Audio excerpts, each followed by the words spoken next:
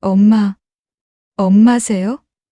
화려한 드레스를 입은 톱스타가 시장 생선가게 앞에 멈춰 섰습니다. 가게 안에는 앞치마를 두르고 생선을 손질하던 오윤희가 있었습니다. 20년 전 재벌가 며느리였던 그녀는 이제 절뚝거리는 다리로 시장 바닥을 지키고 있었어요. 그리고 그 앞에 선 여자, 바로 20년 전 고아원에 보낼 수밖에 없었던 딸 이서윤이었습니다. 두 사람의 눈이 마주치는 순간 세상의 모든 소리가 사라졌어요. 과연 이 모녀는 어떻게 20년 만에 다시 만나게 된 걸까요? 그리고 오랫도록 딸을 버릴 수밖에 없었던 엄마의 사연은 무엇이었을까요? 사연 시작 전에 무료로 해주실 수 있는 구독과 좋아요 부탁드리고 어디서 듣고 계신지 댓글로 알려주시면 그곳에 큰 복이 가득하시길 진심으로 바랍니다. 사연 시작합니다. 따스한 봄 햇살이 유리창을 타고 들어와 거실 가득 부드럽게 퍼지던 어느 오후였습니다. 화려한 샹들리에 아래 크림색 소파에 나란히 앉은 가족의 모습이 있었죠. 윤희는 남편 준석의 어깨에 살며시 기대어 있었고 그 옆에는 6살 선아가 토끼 인형을 꼭 안은 채 해맑게 웃고 있었습니다. 자, 하나 둘 셋. 사진사의 구령에 맞춰 터진 플래시가 행복을 그대로 담아냈어요. 윤희는 그 순간이 영원할 거라 믿었죠. 퀸즈 그룹 본가의 응접실은 언제나 은은한 백합 향기로 가득했고 벽면을 따라 걸린 가족 사진들은 대를 이어온 명문가의 역사를 말없이 증명하고 있었습니다. 윤희는 그 한자리를 차지한 자신이 꿈만 같았죠. 시골에서 올라온 평범한 처녀가 재벌가 큰 며느리가 되기까지 참 많은 눈물과 웃음이 있었으니까요. 엄마, 나 오늘 유치원에서 칭찬받았어. 선아가 종종 걸음으로 달려와 치맛자락을 잡아당겼습니다. 윤희는 아이를 번쩍 안아 올리며 볼에 뽀뽀를 해줬어요. 우리 딸 정말 대단하네. 뭘로 칭찬받았어? 선생님이 그림 제일 잘 그렸대요. 아이의 눈망울이 초롱초롱 빛났습니다. 행복은 그렇게 소소한 일상 속에 숨어 있었죠. 그날 저녁이었습니다. 여보, 같이 나가요. 오랜만에 둘이서 드라이브나 할까요? 준석이 차키를 돌리며 윤희의 손을 잡았어요. 선아는 어머님이 재워주신대요. 우리끼리 나가서 바람 좀 쐬라고. 남편의 미소가 따스했습니다. 윤희는 가볍게 웃으며 조수석 문을 열었죠. 검은색 세단이 저택 정문을 빠져나갔습니다. 도심의 네온사인이 차창에 반짝이며 스쳐 지나갔어요. 라디오에서는 잔잔한 재즈가 흘러나오고 있었죠. 요즘 선아가 참 많이 컸어요. 벌써 유치원 졸업반이라니. 우리 딸 정말 예쁘게 자랐지. 다 당신 닮아서 그래. 준석이 운전대를 잡은 채 잠깐 고개를 돌려 윤희를 바라봤습니다. 그 순간이었습니다. 하늘이 갑자기 먹구름으로 뒤덮이며 굵은 빗줄기가 쏟아지기 시작했어요. 앞 유리창이 순식간에 빗물로 뒤덮였습니다. 어휴, 갑자기 비가 엄청 쏟아지네. 조심해서 가요. 응, 걱정 마. 와이퍼가 빠르게 움직이며 뷰웅뷰웅 소리를 냈지만 시야는 여전히 뿌옇게 흐려져 있었죠. 빗줄기는 점점 더 거세졌습니다. 마치 하늘이 무언가를 경고하듯 세상 모든 것을 집어삼킬 듯 쏟아져 내렸어요. 윤희는 조수석에서 앞을 내다보다가 문득 가슴 한켠이 철렁 내려앉는 기분이 들었습니다.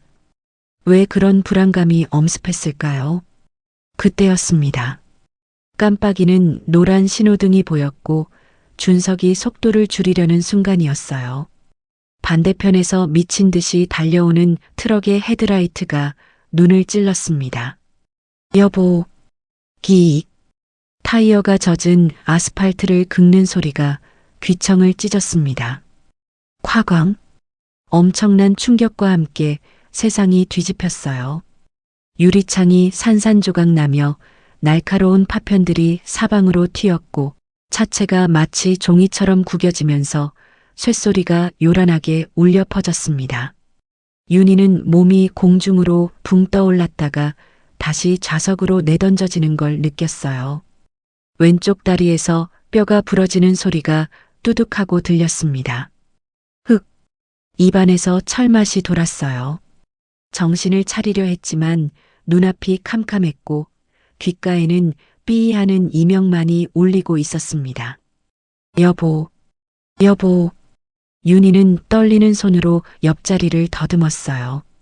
준석은 고개가 운전대에 쓰러진 채 축 늘어져 있었습니다. 여보, 정신 차려요. 목이 터져라 소리쳤지만 남편은 꿈쩍도 하지 않았어요. 빗소리만이 부서진 차창 사이로 무심하게 들려왔습니다. 차가운 빗물이 윤희의 뺨을 타고 흘러내렸죠. 아픔보다 더 큰 공포가 온몸을 휘감았습니다. 왼쪽 다리는 꼼짝할 수 없을 만큼 뭉개져 있었지만 그런 건 중요하지 않았어요. 살려주세요. 누구 없어요. 윤희는 비명을 질렀습니다. 멀리서 사이렌 소리가 들려왔지만 세상은 점점 어두워지기만 했어요. 그렇게 행복했던 모든 것이 한순간에 무너져 내렸습니다. 아침의 따스한 햇살도 선아의 맑은 웃음소리도 남편의 다정한 손길도 모두 빗물에 씻겨 흐려져 갔죠. 비는 멈추지 않았습니다. 긴 시간 동안 서서히 눈이 감길 때쯤 앰뷸런스의 사이렌 소리가 빗속을 가르며 울려 퍼졌습니다. 응급실의 하얀 형광등 불빛이 눈을 찔렀고 소독약 냄새가 코끝을 파고들었어요. 환자 보호자분, 정신 차리세요. 간호사의 목소리가 아득하게 들려왔습니다. 남편은요. 윤희는 떨리는 입술로 물었지만 돌아온 건 침묵이었어요. 하얀 천이 덮인 침대가 복도를 지나갔습니다. 그 순간 윤희는 알았죠. 모든 게 끝났다는 걸요. 수술실로 들어가기 전 마지막으로 본 건 복도 창밖으로 쏟아지는 빗줄기였습니다. 눈을 떴을 때는 사흘이 지나 있었어요. 왼쪽 다리는 깁스로 꽁꽁 감겨 있었고 장례식장에서 윤희를 기다리고 있는 건 남편의 영정뿐이었습니다. 하얀 국화꽃 향기가 빈소 안가득 퍼져 있었습니다. 코끝을 스치는 그 냄새가 마치 죽음의 냄새처럼 무겁게 가라앉았죠. 윤희는 검은 상복을 입은 채 영정 앞에 무릎을 꿇고 있었어요. 왼쪽 다리에는 하얀 깁스가 감겨 있었고 목발을 짚어야만 겨우 움직일 수 있는 상태였습니다. 그런데 지금은 목발조차 손에 닿지 않았어요. 여보. 윤희는 영정 속 남편의 얼굴을 바라보며 눈물을 쏟아냈습니다. 액자 속에서 환하게 웃고 있는 준석의 모습이 너무나도 선명했거든요. 불과 사흘 전만 해도 함께 웃고 함께 밥을 먹고 함께 미래를 꿈꾸던 사람이었는데 이제는 차가운 액자 속 사진으로만 남았다는 게 믿기지 않았습니다. 발소리가 들려왔어요. 검은 양복을 말끔하게 차려입은 남자가 빈소 안으로 들어섰습니다. 석훈이었죠. 죽은 준석의 동생, 아니 이제는 퀸즈 그룹의 실질적인 후계자가 될 남자였습니다. 형수님, 많이 힘드시죠? 석훈의 목소리는 부드러웠어요. 마치 진심으로 위로하는 것처럼 들렸죠. 하지만 그의 눈빛은 차가웠습니다. 윤희는 고개를 들어 석훈을 올려다봤어요. 도련님, 어머님께서 형수님을 찾으십니다. 안으로 들어가 보시죠. 석훈이 손을 내밀었지만 윤희는 그 손을 잡을 수가 없었습니다. 부러진 다리 때문에 일어설 수조차 없었거든요. 저는 이렇게라도 여기 있고 싶어요. 윤희는 떨리는 목소리로 말했습니다. 석훈의 입가에 이상한 미소가 스쳤어요. 형수님, 이제 정신 차리셔야죠. 그의 목소리 톤이 달라졌습니다. 형님은 돌아가셨어요. 그리고 석훈이 윤희 곁으로 한 걸음 다가서더니 낮게 속삭였습니다. 형수는 이제 이 집안 사람이 아니야. 윤희는 귀를 의심했어요. 뭐라고 하셨어요? 못 들었어? 당신 이제 나가야 해. 석훈의 얼굴에서 모든 가식이 벗겨졌습니다. 차갑게 굳은 표정 속에서 비웃음까지 번져 나왔죠. 도대체 무슨 말씀을? 어머님께서 결정하신 거야. 당신 같은 불길한 여자는 우리 집안에 있을 수 없대. 윤희의 입술이 파르르 떨렸습니다. 하지만 선아는, 제 딸은, 선아? 석훈이 코웃음을 쳤어요. 아이 걱정은 하지 마. 우리가 알아서 잘 키울 테니까. 안 돼요. 선아는 제 딸이에요. 윤희는 깁스한 다리를 질질 끌며 석훈의 바지를 붙잡았습니다. 아픔 따위는 중요하지 않았어요. 제발 선아만은. 석훈이 차갑게 윤희의 손을 뿌리쳤습니다. 윤희는 그대로 바닥에 쓰러졌어요. 딱딱한 대리석 바닥이 뺨에 닿았고 부러진 다리에서 찌릿한 통증이 온몸으로 퍼져나갔습니다. 잘 들어. 석훈이 쪼그려 앉아 윤희의 귓가에 속삭였습니다. 자식을 버려서라도 살고 싶으면 당장 나가. 아니면. 그의 목소리가 더욱 차갑게 식었어요.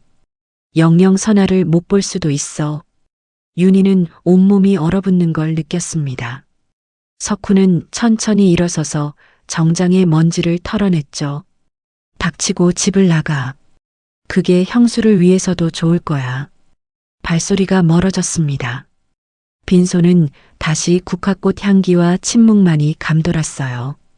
윤희는 차가운 바닥에 엎드린 채 영정 속 남편을 바라봤습니다. 여보, 이게 무슨 일이에요? 눈물이 뚝뚝 떨어져 대리석 바닥에 작은 얼룩을 만들었습니다. 천륜을 끊는다는 게 이런 걸까요? 사랑하는 사람을 잃고 걷지도 못하는 몸이 되고 이제는 자식마저 빼앗길 처지가 되다니. 윤희는 부서진 다리를 질질 끌며 영정 앞으로 기어갔습니다. 여보, 저 어떡하면 좋아요? 대답은 없었습니다. 다만 영정 속 남편의 미소만이 변함없이 그녀를 내려다보고 있을 뿐이었죠. 장례식이 끝나고 이틀째 되는 날이었습니다. 윤희는 목발을 짚고 간신히 몸을 일으켜 선아의 방으로 향했어요. 쿵, 쿵. 목발이 복도의 대리석 바닥을 두드리는 소리만이 텅 빈 저택에 울려 퍼졌습니다. 왼쪽 다리는 여전히 깁스로 꽁꽁 묶여 있었고 한 걸음 옮길 때마다 뼛속 깊이 찌릿한 통증이 퍼졌지만 참을 수밖에 없었죠. 선아를 만나야 했으니까요. 선아야. 방문을 열었을 때 윤희는 멈칫했습니다. 아이 방은 텅 비어 있었어요. 침대 위에 가지런히 놓여있던 토끼, 인형도 책상 위의 색연필도 벽에 붙어있던 그림들도 모두 사라져 있었습니다.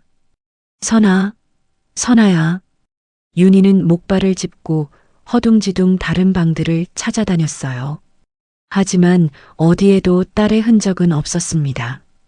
마치 처음부터 이 집에 아이가 없었던 것처럼 모든 게 지워져 있었죠. 그때였습니다. 뒤에서 차가운 목소리가 들려왔어요. 뭐 하는 거야? 돌아보니 시어머니 박 여사가 서 있었습니다. 검은 한복을 입은 박 여사의 얼굴은 얼음처럼 굳어 있었어요. 어머님, 선아가 어디 있어요? 선아를 봐야 해요.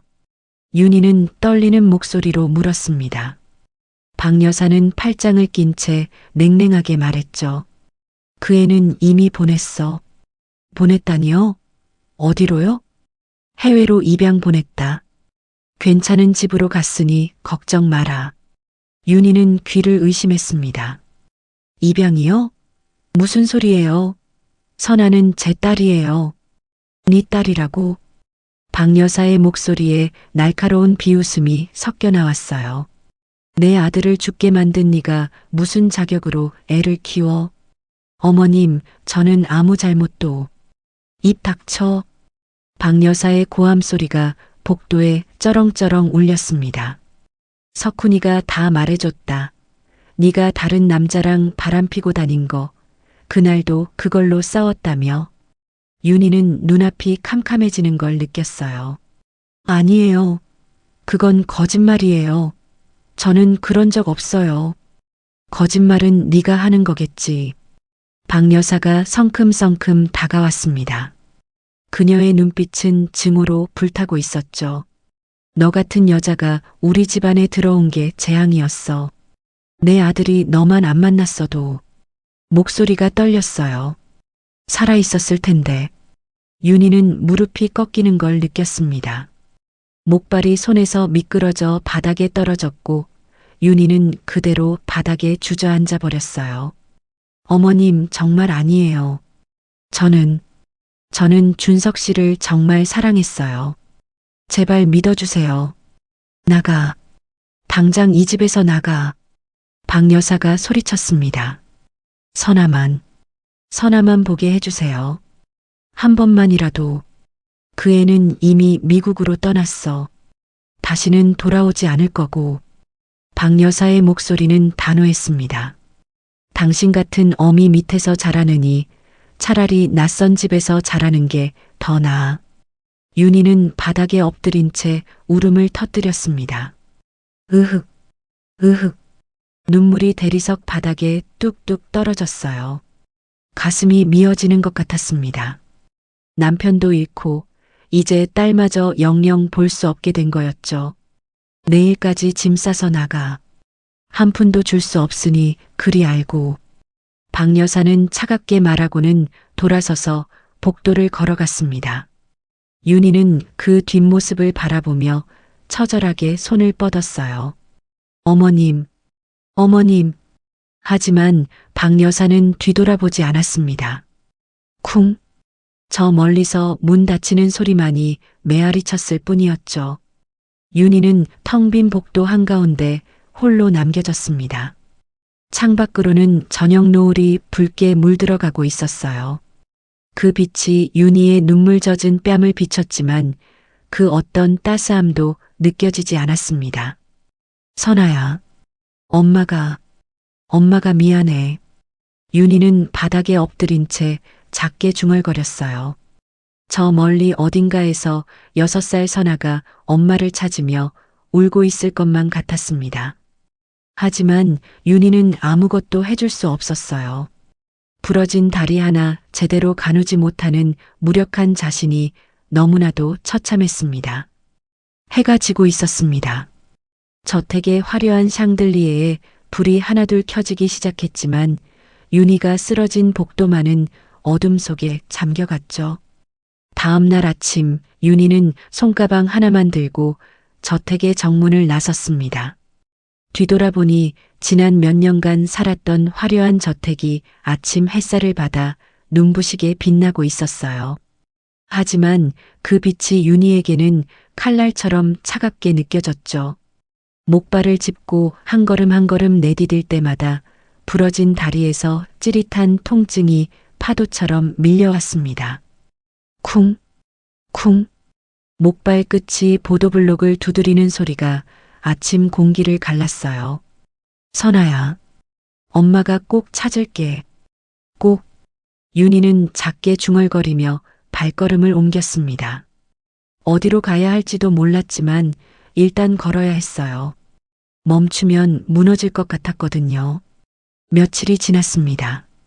윤희는 작은 여인 숙방을 겨우 얻어 묵고 있었어요. 남편이 몰래 만들어뒀던 통장에서 찾은 돈이 전부였죠. 매일 아침 신문 9일란을 펼쳐보며 연필로 동그라미를 쳤습니다. 이건 어떨까? 식당 설거지. 윤희는 떨리는 손으로 전화를 걸었어요. 여보세요. 구인 광고 보고 전화드렸는데요. 아, 네. 그런데 혹시 몸은 괜찮으세요? 일이 좀 고되거든요. 네, 괜찮습니다. 거짓말이었죠. 다음 날 식당 주인을 만났을 때 윤희는 목발을 최대한 자연스럽게 짚으려 애썼습니다. 하지만 주인의 시선은 이미 윤희의 다리에 꽂혀 있었어요. 아니, 다리가 그런데 어떻게 홀서빙을 해요? 곧 나아요. 재활 치료받고 있어서. 미안한데 우리는 건강한 사람이 필요해요. 문이 쾅 닫혔습니다. 윤희는 차가운 문짝을 바라보다가 고개를 떨어뜨렸어요. 가슴 한켠이 서늘하게 식어내렸습니다. 그게 시작이었습니다. 편의점, 카페, 마트, 공장. 면접을 볼 때마다 돌아오는 건 같은 대답이었어요. 다리가 불편하시면 힘들 텐데요. 저희는 빠릿빠릿하게 움직일 수 있는 분이 필요해서요. 죄송합니다만. 10군데, 20군데. 거절당할 때마다 윤희는 입술을 깨물며 참았습니다. 울면 안 된다고, 무너지면 안 된다고 스스로를 다독였죠.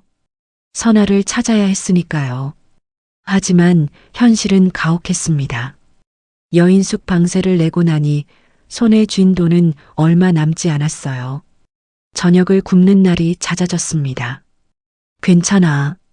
내일은 분명 될 거야. 윤희는 텅 빈 배를 움켜쥐며 잠자리에 들었어요. 차가운 이불 속에서 떨리는 몸을 웅크렸지만 추위는 뼛속까지 파고들었습니다. 난방비를 아껴야 했거든요. 어느 겨울날 아침이었습니다. 윤희는 목발을 짚고 거리를 걷고 있었어요. 입김이 하얗게 피어올랐고 찬바람이 뺨을 매섭게 핥히고 지나갔습니다. 지나가는 사람들은 모두 두툼한 패딩을 입고 있었지만 윤희의 코트는 얇디 얇았죠. 그때였습니다. 아줌마, 비켜요. 뒤에서 자전거가 쌩하고 지나갔어요. 윤희는 깜짝 놀라 비켜서려다 균형을 잃고 그만 넘어지고 말았습니다. 쿵! 목발이 바닥에 굴러떨어지고 윤희는 차가운 보도블록 위에 쓰러졌어요. 다리에서 날카로운 통증이 치밀어 올랐습니다. 윤희는 신음을 삼키며 일어나려 했지만 몸이 말을 듣지 않았어요. 지나가는 사람들은 흘끗 쳐다보기만 할 뿐 아무도 도와주지 않았습니다. 그 순간이었습니다. 아이고, 이 사람아. 괜찮아? 따스한 목소리가 들려왔어요. 고개를 들어보니 중년 여인이 걱정스러운 얼굴로 윤희를 내려다보고 있었습니다. 투박한 털모자를 쓰고 낡은 파카를 입은 여자였죠. 괜찮습니다. 괜찮긴 뭐가 괜찮아. 어디 다친 데 없어? 여자는 윤희를 부축해 일으켜 세웠습니다. 그리고 바닥에 굴러간 목발을 주워 건네주었어요. 다리가 불편하신가 봐. 조심해야지. 감사합니다. 윤희는 고개를 숙였습니다. 낯선 사람의 작은 친절이 가슴 깊이 스며들었어요. 얼마 만에 느껴보는 따스함이었을까요? 근데 얼굴이 왜 이렇게 창백해? 밥은 먹고 다녀? 여자가 윤희의 얼굴을 자세히 들여다봤습니다. 윤희는 대답할 수가 없었어요. 사실 아침을 굶었거든요. 아니, 어제 저녁도 거른 상태였습니다. 이런 아무리 봐도 며칠 굶은 얼굴인데 저기 시장 안국밥집에서 한 그릇 먹고 가. 내가 살게. 아니에요, 괜찮습니다. 이미 도움받은 것만으로도. 괜찮긴. 그냥 따라와. 여자는 윤희의 팔을 붙잡고 시장 안으로 걸어갔어요. 윤희는 뿌리치기가 미안해서 그냥 따라갔습니다. 시장 안으로 들어서자 생선 비린내와 김치찌개 냄새가 뒤섞여 코끝을 자극했어요. 아침부터 장사하는 상인들의 구성진 목소리가 여기저기서 터져나왔죠. 이모, 고등어 싱싱해요. 김치 한 포기에 5,000원. 5,000원.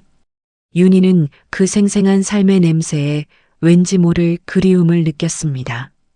화려한 저택에서는 결코 맡을 수 없던 냄새였거든요. 여자는 국밥집으로 윤희를 이끌었어요. 사장님, 국밥 2개요. 복순이 왔네. 오늘 장사는? 아침부터 바쁘지 뭐. 근데 이 사람 좀 챙겨줘. 길에서 넘어졌더라고. 복순이라는 이름의 여자가 윤희를 자리에 앉혔습니다. 곧 김이 모락모락 나는 국밥이 상 위에 올려졌어요. 윤희는 숟가락을 들었다가 눈시울이 뜨거워지는 걸 느꼈습니다. 왜 그래? 어서 먹어. 식기 전에. 복순의 목소리가 다정했어요. 윤희는 고개를 숙이고 국물을 한 숟가락 떠서 입에 넣었습니다. 뜨끈한 국물이 목을 타고 내려가자 얼어붙었던 몸이 조금씩 녹는 것 같았어요. 눈물이 주르륵 흘러내렸습니다. 고맙습니다. 정말 고맙습니다. 윤희는 떨리는 목소리로 말했어요. 복수는 그런 윤희를 가만히 바라보다가 물었습니다. 이름이 뭐야? 윤희. 오윤희입니다. 윤희 씨, 나는 박복순이야. 그냥 복순이라고 불러. 복순이 환하게 웃었습니다. 그 미소가 겨울 햇살처럼 따스하게 느껴졌어요. 윤희는 그 순간 알았습니다. 이 만남이 우연이 아니라는 걸요. 국밥을 다 먹고 나자 복순이 조심스럽게 물었습니다. 윤희 씨, 지금 어디서 지내? 윤희는 잠시 망설이다가 작게 대답했어요. 여인숙에. 잠시 묻고 있습니다. 가족은? 그 질문에 윤희의 손이 멈칫했습니다. 복수는 윤희의 표정을 읽었는지 더 이상 묻지 않았어요. 일자리 찾는 중이지? 윤희는 고개를 끄덕였습니다. 복순이 한참 윤희를 바라보다가 입을 열었어요. 우리 집에서 일하며 같이 살지 않을래? 윤희는 고개를 번쩍 들었습니다. 네. 나 혼자 생선가게 하는데 사람 손이 필요해요. 그리고 집도 방 하나 비어 있고. 복순의 목소리는 진심으로 따스했어요. 다리가 불편해도 괜찮아. 앉아서 할 수 있는 일도 많거든. 생선 손질이나 계산 같은 거. 윤희는 입술을 깨물었습니다. 복순의 제안이 고마웠지만 동시에 자신이 너무나 비참하게 느껴졌거든요. 재벌가 며느리였던 내가 이제 시장 바닥에서 생선 장사를 해야 하다니. 저 같은 사람이 뭐가 어때? 사람은 다 똑같지. 복순이 윤희의 손을 덥석 잡았습니다. 그 손은 거칠었지만 온기로 가득했어요. 생각해봐요. 급한 건 아니니까. 복순은 자리에서 일어나며 메모지에 전화번호를 적어 건네주었습니다. 결정되면 연락 줘. 언제든지 환영이야. 윤희는 떨리는 손으로 메모지를 받았어요. 그날 밤 여인숙 방에서 윤희는 잠을 이룰 수가 없었습니다. 낡은 이불을 뒤집어 쓰고 누워 있었지만 머릿속은 온통 복잡한 생각으로 가득했어요. 창밖으로 비가 내리기 시작했습니다.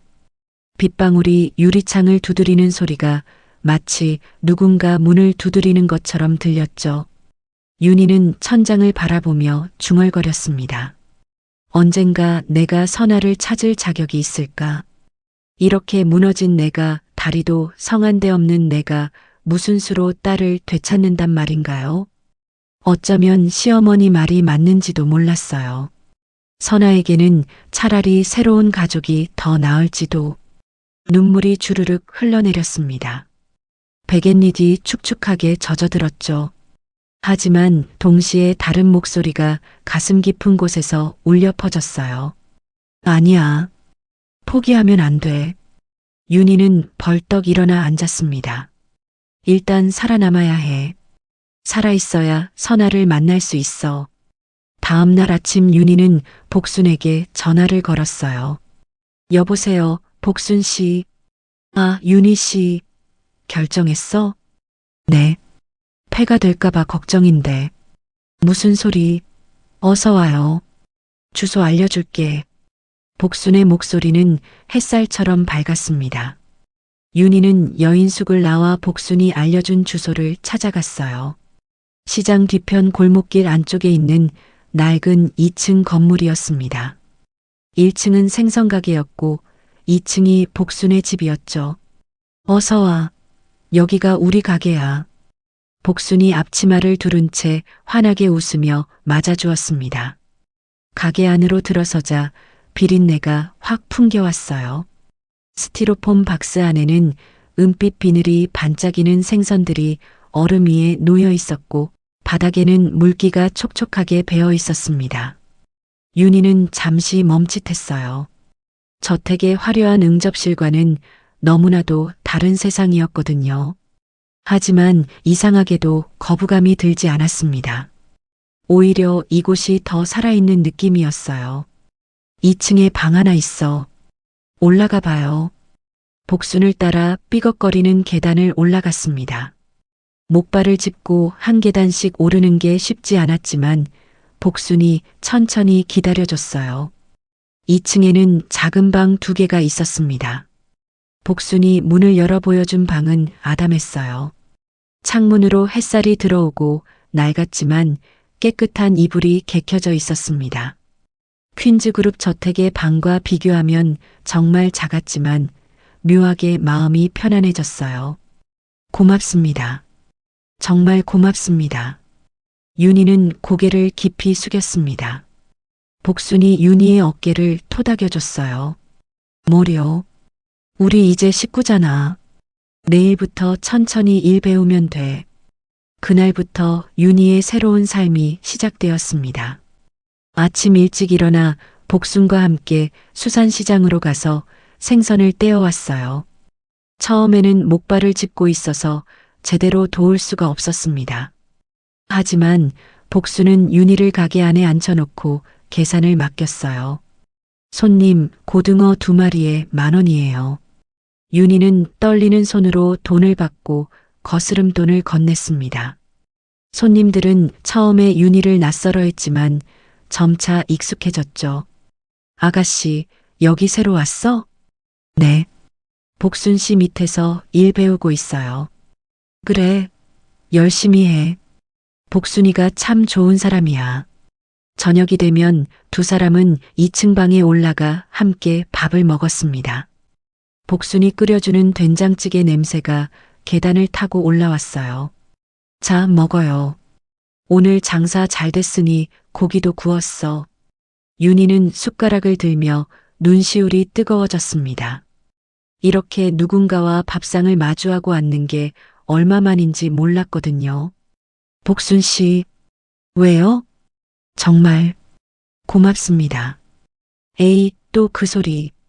우리 식구인데 뭘. 복순이 윤희의 밥그릇에 고기를 하나 더 올려줬어요. 윤희는 그 따스한 손길에 가슴 한켠이 뭉클해지는 걸 느꼈습니다. 그날 밤 윤희는 작은 방 창문을 열어 밤하늘을 바라봤어요. 별들이 총총히 빛나고 있었습니다. 선아야, 엄마는 살아있어. 꼭 너를 찾을 거야. 윤희는 작게 속삭였습니다. 차가운 밤바람이 뺨을 스쳤지만 이상하게 그 바람이 싸늘하게 느껴지지 않았어요. 살아갈 이유가 생겼으니까요. 목발을 짚고 있는 이 다리가 언젠가 나아서 딸을 찾아 뛰어갈 수 있을 거라는 희망이 가슴속에 작게 피어올랐습니다. 계절이 4번 바뀌었습니다. 시장 생선가게에서 일한 지 어느덧 1년이 흘렀어요. 윤희의 손은 이제 생선 비늘을 만져도 거칠지 않을 만큼 단단해졌고 아침 일찍 일어나 생선을 손질하는 일도 익숙해졌습니다. 다리는 여전히 완전히 낫지 않았지만 목발 없이도 조금씩 걸을 수 있게 되었죠. 쩔뚝거리는 걸음걸이는 남았지만요. 복수는 윤희의 월급을 꼬박꼬박 챙겨줬어요. 윤희야, 이번 달 장사 잘 됐으니까 보너스야. 고마워요, 복순 언니. 윤희는 돈 봉투를 받을 때마다 조심스럽게 저금통에 넣었습니다. 동전 하나, 지폐 한 장이 통장에 쌓일 때마다 선아의 얼굴이 떠올랐어요. 조금만 더 모으면. 윤희는 밤마다 통장을 들여다보며 숫자를 세곤 했습니다. 그리고 마침내 그날이 왔어요. 봄바람이 살랑살랑 불어오는 어느 토요일 오후였습니다. 윤희는 복순에게 조심스럽게 말했어요. 언니, 오늘 하루만 쉬어도 될까요? 응? 어디 아파? 복순이 걱정스러운 얼굴로 물었습니다. 아니에요. 그냥 가봐야 할 곳이 있어서요. 윤희의 목소리가 떨렸어요. 복수는 윤희의 표정을 읽었는지 고개를 끄덕였습니다. 그래, 다녀와. 조심히. 윤희는 옷장에서 가장 깨끗한 옷을 꺼내 입었어요. 거울을 보니 1년 전보다 훨씬 수척해진 얼굴이 비쳤지만 눈빛만은 살아 있었습니다. 버스를 타고 강남으로 향했어요. 창밖으로 지나가는 풍경이 점점 화려해졌습니다. 높은 빌딩들이 하늘을 찌를 듯 솟아 있었고 거리를 오가는 사람들의 옷차림도 세련됐죠. 윤희는 가슴이 두근거리기 시작했어요. 버스에서 내려 익숙한 골목을 걸었습니다.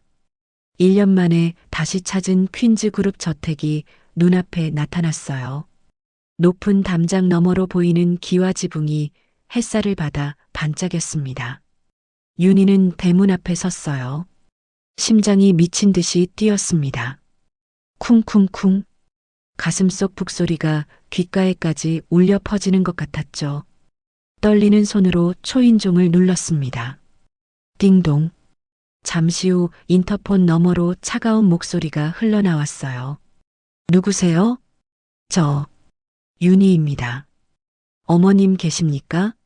정적이 흘렀습니다. 그리고 찰칵 소리와 함께 인터폰이 끊겼어요. 윤희는 대문 앞에서 기다렸습니다. 5분, 10분. 아무도 나오지 않았어요. 다시 초인종을 눌렀습니다. 어머님, 제발 문 좀 열어주세요. 선화 소식만이라도. 나가. 인터폰 너머로 박 여사의 날카로운 목소리가 터져나왔습니다. 어머님, 저 윤희예요. 딸을 보고 싶어서 어디 있는지만이라도. 안 들려? 당장 꺼지라고 했잖아. 윤희는 무릎을 꿇었습니다. 차가운 대문 앞 시멘트 바닥에 무릎을 대고 고개를 조아렸어요. 어머님, 제발 한 번만 만나주세요. 선아가 잘 지내는지 확인만 하고 갈게요. 지나가는 사람들이 힐끗힐끗 쳐다봤지만 윤희는 신경 쓰지 않았습니다. 자존심 따위는 중요하지 않았어요. 딸만 볼 수 있다면 무엇이든 할 수 있었죠. 1시간이 지났습니다.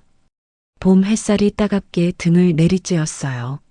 무릎이 저리고 다리가 아팠지만 윤희는 일어서지 않았습니다. 그때였습니다. 끽. 대문이 천천히 열렸어요. 윤희는 고개를 번쩍 들었습니다. 박 여사가 검은색 한복을 입고 나타났어요. 얼굴은 1년 전보다 더 날카로워 보였고 눈빛은 얼음장처럼 차가웠습니다. 어머님, 윤희는 무릎으로 기어가듯 다가갔어요. 제발, 선아가 어디 있는지만 알려주세요. 저도 엄마예요. 제 자식이. 닥쳐. 박 여사의 목소리는 칼날처럼 날카로웠습니다. 내 손녀는 이미 좋은 곳에 갔어. 너 같은 사주팔자 꼬이고 불길한 것보다 100배 1000배 나은 곳에. 어머님, 저는 정말 아무 잘못도 안 했어요. 사고는 제 탓이 아니에요. 아직도 발뺌하니? 박 여사의 얼굴이 일그러졌어요. 내가 차 안에서 소리 지르고 싸우는 바람에 우리 아들이 죽었잖아. 아니에요. 그건 석훈 씨가 지어낸 얘기예요. 입 닥쳐. 박 여사가 주머니에서 무언가를 꺼냈습니다. 소금 봉지였어요. 윤희는 숨이 턱 막혔습니다. 어머님. 파삭. 봉지가 찢어지는 소리가 들렸어요. 그리고 순간 하얀 소금가루가 윤희의 얼굴에 쏟아졌습니다. 윤희는 눈을 감았지만 소금 알갱이들이 이마와 뺨을 따갑게 때렸어요. 입술 사이로 스며든 소금 맛이 쓰디쓰고 짜릿했습니다. 내 남은 아들까지 죽이려고? 썩 꺼져. 다시는 이 집 앞에 얼씬거리지 마. 박 여사의 고함 소리가 골목에 울려 퍼졌어요. 윤희는 소금을 뒤집어 쓴 채 땅바닥에 주저앉았습니다. 눈을 뜰 수가 없었어요. 따가움과 쓰라림이 동시에 밀려왔죠. 쾅! 대문이 닫히는 소리가 천둥처럼 크게 울렸습니다. 윤희는 그 자리에 무릎 꿇은 채 한참을 움직이지 못했어요. 눈물이 소금과 뒤섞여 뺨을 타고 흘러내렸습니다. 어쩌면 눈물인지 소금물인지 구분할 수조차 없었죠. 지나가던 할머니 하나가 멈춰서서 윤희를 내려다봤어요. 아이고, 이 사람 왜 이래? 괜찮아? 윤희는 고개를 저었습니다. 괜찮지 않았거든요. 아무것도 괜찮지 않았어요. 할머니가 손수건을 건네줬습니다. 자, 얼굴 좀 닦아. 윤희는 떨리는 손으로 손수건을 받아 얼굴을 닦았어요. 하얀 손수건이 금방 소금기로 축축해졌습니다. 고맙습니다. 윤희는 간신히 일어났어요. 절뚝거리는 다리로 한 걸음 한 걸음 골목을 빠져나왔습니다. 뒤돌아보니 저택의 대문이 굳게 닫혀 있었어요. 그 안에 선아가 있을 리 없다는 걸 알았습니다. 버스 정류장으로 걸어가면서 윤희는 생각했어요. 어쩌면 선아는 지금 더 좋은 곳에서 행복하게 살고 있을지도 몰라. 그렇게 믿는 게 차라리 마음이 편했습니다. 지금의 초라한 자신이 딸 곁에 나타나는 것보다 선아가 새로운 가족과 행복하게 사는 게 나을 수도 있었으니까요. 버스 안에서 윤희는 창밖을 바라봤어요. 강남의 화려한 거리가 점점 멀어지고 익숙한 시장 골목이 가까워졌습니다. 복순이 있는 그곳으로 돌아가야 했어요. 이제 그곳이 윤희의 집이었죠. 선아야, 엄마는 이제 너를 놓아줄게. 행복하게 잘 살아. 윤희는 작게 중얼거리며 눈을 감았습니다. 가슴 한켠이 텅 빈 것처럼 허전했지만 동시에 무거운 짐을 내려놓은 듯한 기분도 들었어요. 포기하는 게 사랑일 수도 있다는 걸 그날 윤희는 배웠습니다. 세월은 물처럼 흘렀습니다. 봄이 오고 여름이 지나고 가을이 저물고 겨울이 왔다가 또다시 봄이 찾아오는 일을 15번 반복했어요. 시장 생선가게 앞에 걸린 간판은 햇볕에 발에 글씨가 희미해졌고 윤희의 얼굴에는 세월의 흔적이 깊게 새겨져 있었습니다. 30살 젊디 젊었던 여인은 어느덧 45시장 아줌마가 되어 있었죠. 아침마다 거울을 보면 낯선 사람이 바라보는 것 같았습니다. 내가 이렇게 늙었구나. 윤희는 볼에 손을 대며 작게 한숨을 내쉬곤 했어요. 하지만 손은 여전히 부지런했습니다. 매일 새벽 4시면 일어나 시장으로 나갔고 얼음 위에 생선을 가지런히 놓았죠. 아줌마, 고등어 2마리 주세요. 네, 금방 싸드릴게요. 윤희의 목소리는 허스키하게 변해 있었지만 여전히 다정했습니다. 복수는 이제 흰 머리가 나기 시작했어요. 두 여인은 마치 진짜 자매처럼 의지하며 살아왔습니다. 윤희야, 오늘 저녁에 드라마 보자. 요즘 핫하다던데. 무슨 드라마? 신인 배우가 나온다는데 연기를 진짜 잘한대. 복순이 핸드폰을 들여다보며 말했어요. 저녁이 되자 두 사람은 2층 거실 소파에 나란히 앉아 TV를 켰습니다. 브라운관 화면에 드라마 타이틀이 떠올랐고 잔잔한 음악이 흘러나왔어요. 윤희는 무심히 화면을 바라보고 있었습니다. 주말 저녁 드라마는 늘 보던 일상이었고 특별한 기대 없이 시청할 뿐이었죠. 그런데 그때였습니다. 화면에 한 여배우가 나타났어요. 단발머리에 깔끔한 정장을 입은 젊은 여성이었습니다. 안녕하세요. 저는 변호사 한지아입니다. 또렷한 목소리가 스피커를 타고 흘러나왔어요. 윤희는 숨이 턱 막히는 걸 느꼈습니다. 소파에서 자세를 고쳐 앉으며 화면에 눈을 고정시켰죠. 가슴이 두근거리기 시작했어요. 저 눈은 여배우의 눈매가 낯익었습니다. 아니, 낯익은 정도가 아니었어요. 6살 선아가 토끼 인형을 안고 웃던 그 눈과 똑같았습니다. 초롱초롱 빛나던 눈망울, 웃을 때 살짝 올라가는 눈꼬리, 그 모든 것이 선아와 닮아 있었어요.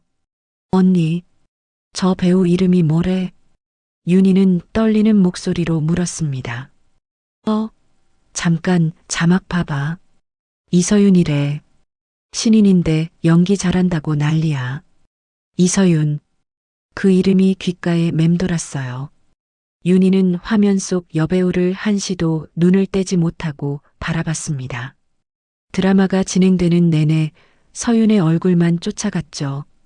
눈썹을 찌푸릴 때, 미소 지을 때, 고개를 갸웃거릴 때, 모든 표정이 어린 선아의 모습과 겹쳐 보였어요. 심장이 미친 듯이 뛰었습니다. 콩닥콩닥. 가슴이 터질 것만 같았죠. 설마 저 아이가. 드라마가 끝나자 윤희는 벌떡 일어났습니다. 언니, 저 배우 나오는 거 있으면 다 찾아봐줘. 왜? 좋아하게 됐어? 복순이 웃으며 물었지만 윤희는 대답할 수 없었어요. 그날 밤 윤희는 잠을 이룰 수가 없었습니다. 천장을 바라보며 뒤척이다가 핸드폰을 꺼내 이서윤을 검색했어요. 포털 사이트에 수많은 기사가 떴습니다. 신인 배우 이서윤, 청순미 폭발. 이서윤, 고아 출신 배우로 화제. 고아원에서 자란 이서윤, 꿈을 이루다. 윤희의 손이 부들부들 떨렸습니다. 고아 출신, 고아원에서 자랐다는 그 문장이 눈에 박혔어요. 선아 맞구나. 윤희는 핸드폰을 가슴에 꼭 껴안았습니다. 눈물이 주르륵 흘러내렸어요. 시어머니는 분명 아이를 입양 보냈다고 말했었는데 어떻게 된 거지? 가슴이 찢어지는 것 같았어요. 얼마나 외로웠을까? 얼마나 힘들었을까? 윤희는 이불을 뒤집어 쓰고 소리 죽여 울었습니다. 백엔니지 눈물로 축축하게 젖어들었죠. 다음 날부터 윤희는 서윤이 나오는 모든 프로그램을 찾아봤어요. 드라마 재방송, 예능 출연, 인터뷰 영상까지 하나도 빠짐없이 챙겨봤습니다. 복수는 윤희의 이상한 행동을 눈치챘지만 묻지 않았어요. 윤희야, 그 배우 진짜 좋아하나 봐? 응. 뭔가 눈에 밟혀서. 윤희는 그렇게 얼버무렸습니다. 화면 속 서윤은 점점 더 유명해지고 있었어요. 광고도 찍고 잡지 화보도 나오고 팬미팅도 열었습니다. 윤희는 잡지를 사서 서윤의 사진을 오려 작은 앨범에 정성스럽게 붙였어요. 마치 딸의 성장 앨범을 만드는 엄마처럼 한 장 한 장 소중히 다뤘죠. 우리 딸, 이렇게 예쁘게 컸구나. 윤희는 사진을 쓰다듬으며 중얼거렸습니다. 어느 날 저녁 복순이 조심스럽게 물었어요. 윤희야, 혹시 서윤 씨 팬미팅 가고 싶어? 윤희는 깜짝 놀라 고개를 들었습니다. 팬미팅? 응, 다음 주 토요일에 한대. 내가 표 구해줄까? 윤희는 잠시 망설였어요. 가고 싶었습니다. 너무나도 가고 싶었죠. 딸을 가까이에서 보고 목소리를 듣고 숨소리까지 느끼고 싶었어요. 하지만 동시에 두려움이 밀려왔습니다. 내가 나타나면 저 아이한테 짐이 되는 거 아닐까?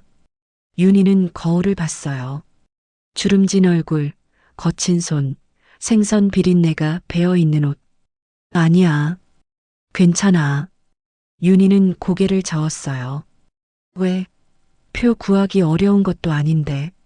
나는 그냥 TV로 보는 게 좋아. 복수는 이상한 눈으로 윤희를 바라봤지만 더 이상 묻지 않았습니다. 그날 밤 윤희는 서윤의 인터뷰 영상을 다시 봤어요. 힘들 때 어떻게 이겨내셨어요? 기자의 질문에 서윤이 잠시 생각하다가 답했습니다. 엄마를 생각했어요. 제가 고아원에 있을 때 엄마가 언젠가 저를 찾으러 올 거라고 믿었거든요. 서윤의 목소리가 잠깐 떨렸어요. 하지만 오시지 않더라고요. 그래서 저는 생각했어요. 엄마가 언젠가 저를 찾았을 때, 그때는 내가 부끄럽지 않은 사람이 되어야겠다고. 윤희는 화면을 부여잡았습니다. 그래서 열심히 살았어요. 엄마에게 보여드리고 싶었거든요. 제가 잘 자랐다고, 엄마 덕분이라고 말하고 싶어서요. 윤희는 더 이상 참을 수가 없었어요. 선아야, 선아야. 울음이 터져 나왔습니다. 목 놓아 울고 싶었지만 복순이 들을까봐 이불로 입을 틀어막았죠. 어깨가 들썩들썩 떨렸어요. 미안해. 엄마가 정말 미안해. 선아는 엄마를 기다렸는데 윤희는 딸이 해외에 간 줄 알고 포기해버렸습니다. 가슴이 너무 아파서 숨쉬기조차 힘들었어요. 하지만 동시에 다른 생각도 들었습니다. 이제라도 나타나면 저 아이 인생에 짐이 되는 거 아닐까? 이런 엄마가 스타가 된 딸 곁에 나타난다면 어떻게 될까요? 기자들이 몰려들 것이고 악플이 달릴 것이고 서윤의 이미지에 타격이 갈 게 분명했어요. 차라리 이렇게 멀리서 지켜보는 게 나을지도 몰라. 윤희는 작게 중얼거렸습니다. 다음 날 아침 윤희는 결심했어요. 서윤을 직접 만나지 않기로요. 대신 멀리서 응원하고 TV로 보고 딸이 행복하게 사는 모습을 지켜보기로 했습니다. 그게 진짜 사랑일 수도 있다고 스스로를 달랬죠. 선아야, 엄마는 여기서 널 응원할게. 행복하게만 살아줘. 그것만으로 충분해. 윤희는 서윤의 사진을 쓰다듬으며 속삭였어요. 눈물이 또다시 뺨을 타고 흘러내렸지만 이번에는 웃으며 닦아냈습니다. 딸이 잘 자라준 것만으로도 감사했으니까요. 창밖으로 아침 햇살이 쏟아져 들어왔어요. 새로운 하루가 시작되고 있었습니다. 윤희는 일어나 앞치마를 두르고 계단을 내려갔죠. 오늘도 시장에는 손님들이 기다리고 있을 테니까요. 비록 딸 곁에 있을 수는 없지만 이렇게라도 살아가는 게 엄마가 할 수 있는 최선이었습니다.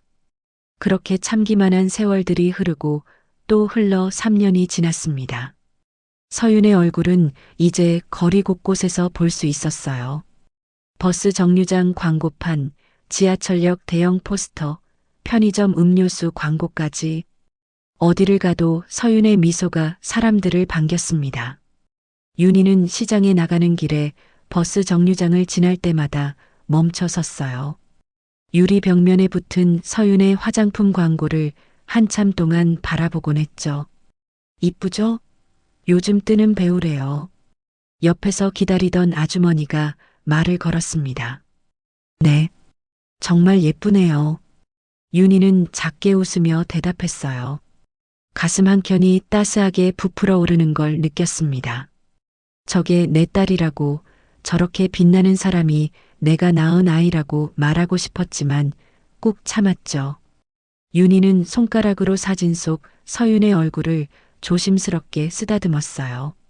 마치 진짜 딸의 뺨을 어루만지는 것처럼 부드럽게요. 그 무렵 퀸즈 그룹 본사에서는 중요한 회의가 열리고 있었습니다. 부회장 석훈이 회의실 상석에 앉아 있었고 마케팅팀 직원들이 프레젠테이션을 준비하고 있었어요. 신제품 론칭을 위해 브랜드 모델을 선정하려 합니다. 직원이 리모컨을 눌렀습니다. 화면에 여러 연예인의 얼굴이 떴죠. 현재 가장 핫한 배우 이서윤 씨를 추천합니다. 젊은 층 인지도가 높고 이미지도 깨끗합니다.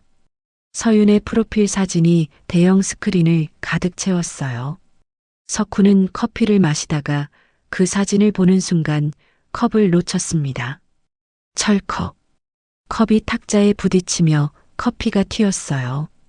부회장님, 괜찮으십니까? 아니, 괜찮아. 석훈은 손수건으로 책상을 닦으며 다시 화면을 올려다봤습니다. 가슴이 답답하게 조여오는 걸 느꼈죠. 저 눈매가 왠지 낯익었거든요. 아니, 낯익은 정도가 아니었어요. 어디선가 본 적이 있는 얼굴이었습니다. 설마. 석훈은 고개를 저었어요. 20년도 더 된 일인데 말도 안 되는 생각이었죠. 저 배우로 하죠. 계약 진행하세요. 네, 알겠습니다. 회의가 끝나고 석훈은 혼자 사무실에 남았습니다. 창밖으로 보이는 서울 야경이 반짝이고 있었지만 그의 마음속은 어두웠어요. 책상 서랍을 열어 오래된 사진 한 장을 꺼냈습니다. 20년 전 형 준석의 가족 사진이었죠. 어린 선아가 토끼 인형을 안고 웃고 있는 사진이었어요. 석훈은 그 사진과 이서윤의 프로필을 나란히 놓고 비교했습니다. 눈매, 코, 입모양, 닮은 구석이 있었어요. 등골이 오싹해지는 걸 느꼈습니다. 아니야, 그럴 리 없어. 석훈은 사진을 다시 서랍에 넣고 문을 잠갔어요. 하지만 마음속 불안은 쉽게 가라앉지 않았습니다. 며칠 후 퀸즈그룹에서 서윤에게 정식 광고 제안이 들어왔어요. 서윤의 매니저가 전화를 받았습니다. 네, 감사합니다. 검토해보고 연락드리겠습니다. 서윤아, 퀸즈그룹에서 광고 제안 왔어. 매니저가 환하게 웃으며 말했어요. 서윤은 대본을 보다가 고개를 들었습니다. 퀸즈그룹이요? 응, 신제품 모델로 너 지목했대. 대박 아냐? 서윤은 잠시 생각에 잠겼어요. 퀸즈그룹이라는 이름이 왠지 익숙하게 느껴졌거든요. 어디선가 들어본 것 같았지만 기억이 흐릿했습니다. 조건 좋으면 하죠. 그래, 내가 미팅 잡을게. 시장 생선가게에서는 복순이 신문을 펼쳐들고 있었어요. 윤희야, 큰일 났어. 왜? 무슨 일인데? 윤희가 생선을 손질하다가 고개를 들었습니다. 서윤이 퀸즈그룹 광고 모델 된대. 복순이 신문 연예면을 보여줬어요. 윤희는 젖은 손을 앞치마에 닫고 신문을 받아들었습니다. 톱스타 이서윤, 퀸즈그룹 전속 모델 발탁. 기사 제목이 크게 박혀 있었어요. 윤희의 손이 부들부들 떨렸습니다. 퀸즈그룹. 그곳은 윤희가 며느리로 살았던 곳이자 선아를 빼앗긴 곳이었죠. 윤희야, 괜찮아? 얼굴이 하얘졌는데. 아, 아니야. 괜찮아. 윤희는 신문을 내려놓았어요. 가슴이 두근거렸습니다. 선아가 퀸즈그룹과 일을 하게 되다니. 어쩌면 저택에 갈 수도 있고 박 여사를 만날 수도 있고 석훈과 마주칠 수도 있었죠. 알아보려나? 선아를. 윤희는 불안한 마음에 밤새 뒤척였습니다. 하지만 동시에 이상한 예감도 들었어요. 운명의 실타래가 다시 엮이기 시작하는 것만 같았습니다. 며칠 후 저녁 드라마에서 예고편이 나왔어요. 서윤이 퀸즈그룹 광고 촬영장 비하인드를 공개하는 내용이었죠. 윤희와 복수는 TV 앞에 나란히 앉아 화면을 뚫어지게 바라봤습니다. 와, 저 건물 엄청 크다. 복순이 감탄했어요.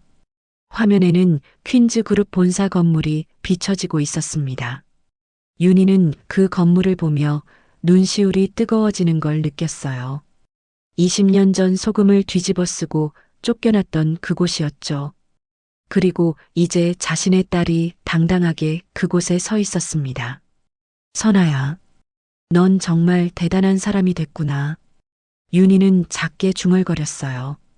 눈물이 뺨을 타고 흘러내렸지만 이번에는 슬픔이 아니라 자부심이었습니다. 비록 곁에 있어주지 못했지만 딸은 혼자 힘으로 이렇게 빛나는 사람이 되어 있었죠. 윤희야, 왜 울어? 아니야. 그냥 뭉클해서. 윤희는 눈물을 닦으며 웃었어요. 화면 속 서윤은 환하게 웃고 있었고 그 미소가 봄날의 햇살처럼 따스하게 느껴졌습니다. 퀸즈그룹 사무실에서는 석훈이 모니터를 통해 같은 예고편을 보고 있었어요.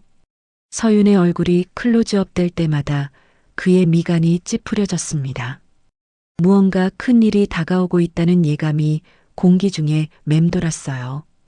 겨울이 오기 직전 11월의 어느 토요일 밤이었습니다. 연예계 최대 행사인 연기대상 시상식이 열리는 날이었죠. 시장 골목 안쪽 작은 식당에는 저녁 장사를 마친 상인들이 삼삼오오 모여 앉아 있었어요. 낡은 브라운관 TV에서는 화려한 시상식 무대가 펼쳐지고 있었습니다. 윤희와 복순도 식당 구석 자리에 앉아 TV를 보고 있었어요. 김이 모락모락 나는 소주잔이 플라스틱 테이블 위에 놓여 있었고 파전 한 접시가 두 사람 사이에 놓여 있었죠. 우와, 드레스 진짜 예쁘다. 복순이 감탄하며 말했습니다. 레드카펫을 걷는 여배우들의 화려한 드레스가 화면을 가득 채웠어요. 카메라 플래시가 터질 때마다 반짝이는 비즈 장식이 별처럼 반짝였죠.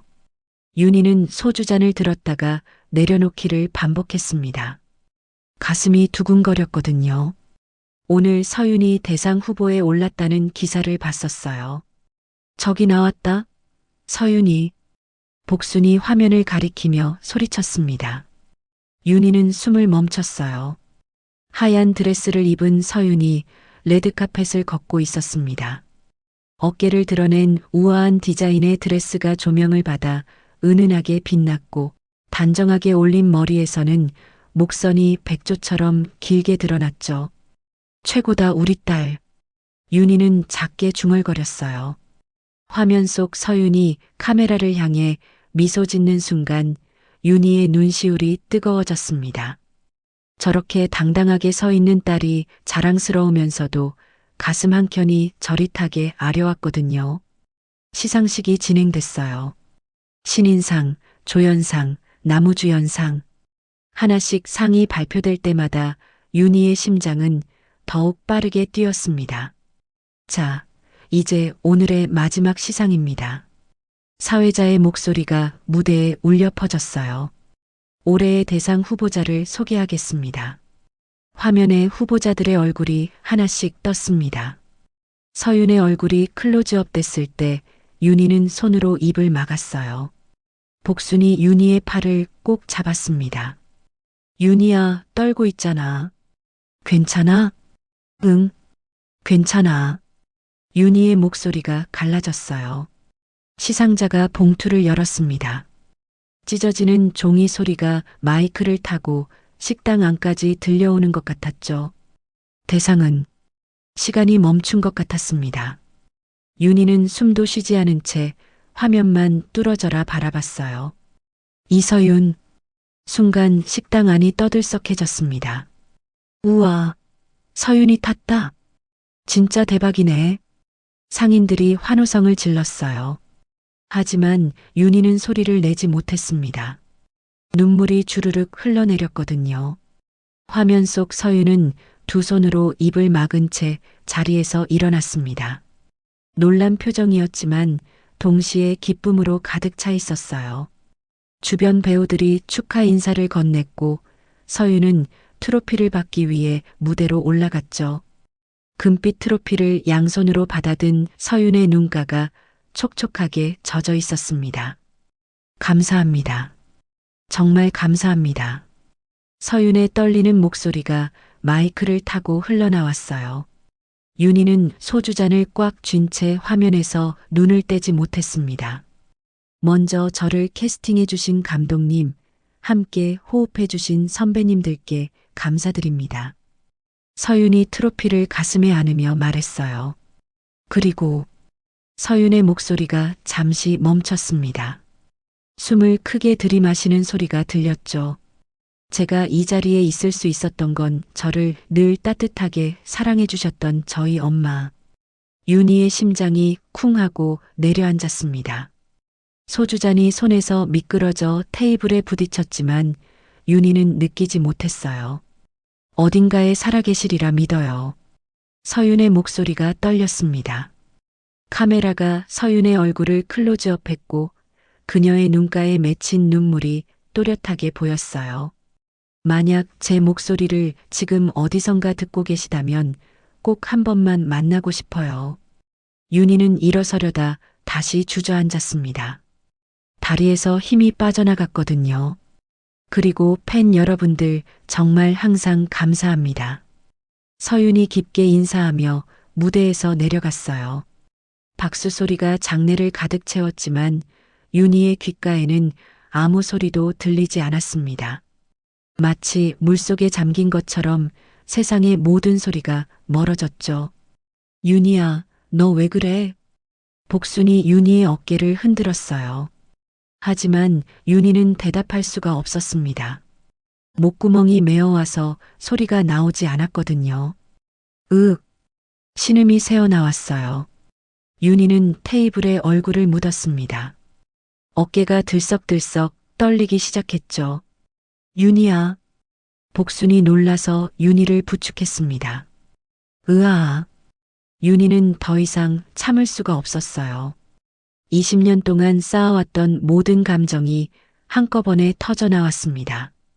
통곡이 식당 안을 가득 채웠죠. 주변 사람들이 놀라서 쳐다봤지만 윤희는 멈출 수가 없었습니다. 선아야, 선아야. 윤희는 울부짖었어요. 복순이 윤희를 꼭 안아줬습니다. 윤희야, 진정해. 무슨 일이야?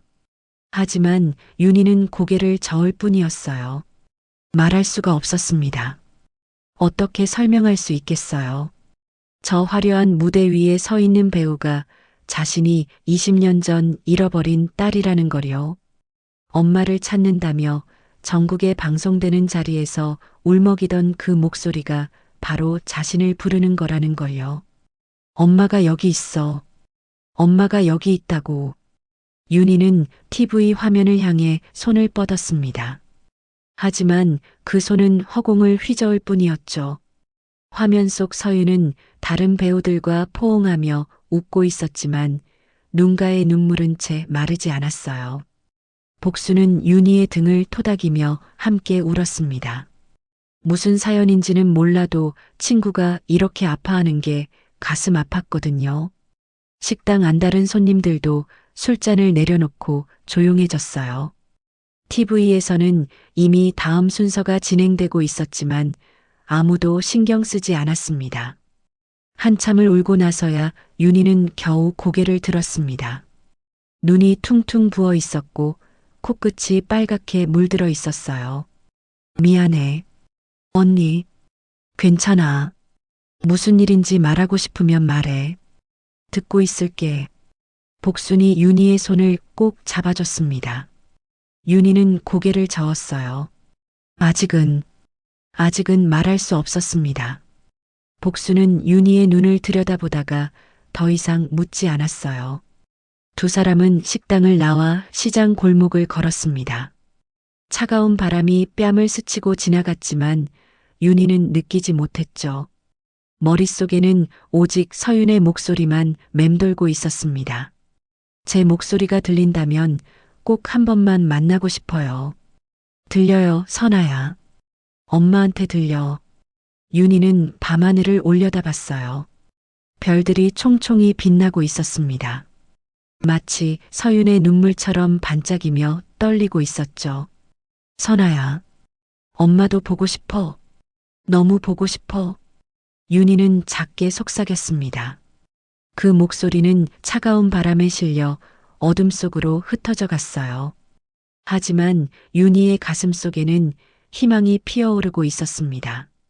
딸이 엄마를 찾고 있다는 것, 아직 엄마를 기다리고 있다는 것, 그것만으로도 충분했죠. 시상식이 끝난 다음 주 월요일이었습니다. 퀸즈그룹 본사 42층 회장실에서는 박 여사가 창밖을 내다보고 있었어요. 서울 시내가 한눈에 내려다 보이는 전망이었지만 그녀의 얼굴에는 그늘이 드리워져 있었죠. 책상 위에는 서윤의 프로필 사진이 놓여 있었습니다. 어머님, 광고 계약 건으로 이서윤 씨 측과 미팅 잡았습니다. 비서가 조심스럽게 말했어요. 그래, 내가 직접 만나보겠어. 박 여사의 목소리는 단호했습니다. 뭔가 확인하고 싶은 게 있었거든요. 며칠 후 퀸즈 그룹 VIP 라운지에서 만남이 성사됐어요. 고급스러운 인테리어의 응접실에는 은은한 재즈 음악이 흐르고 있었고 테이블 위에는 따뜻한 차가 준비되어 있었습니다. 문이 열리고 서윤이 들어섰어요. 베이지색 코트를 입은 그녀의 모습이 우아했습니다. 안녕하세요. 이서윤입니다. 서윤이 공손하게 인사했어요. 박 여사는 천천히 고개를 들어 서윤을 바라봤습니다. 그 순간이었습니다. 가슴 한켠이 철렁 내려앉는 느낌이 들었어요. 저 눈매, 저 미소. 20년 전 손녀 선아의 얼굴이 겹쳐 보였거든요. 앉으시죠.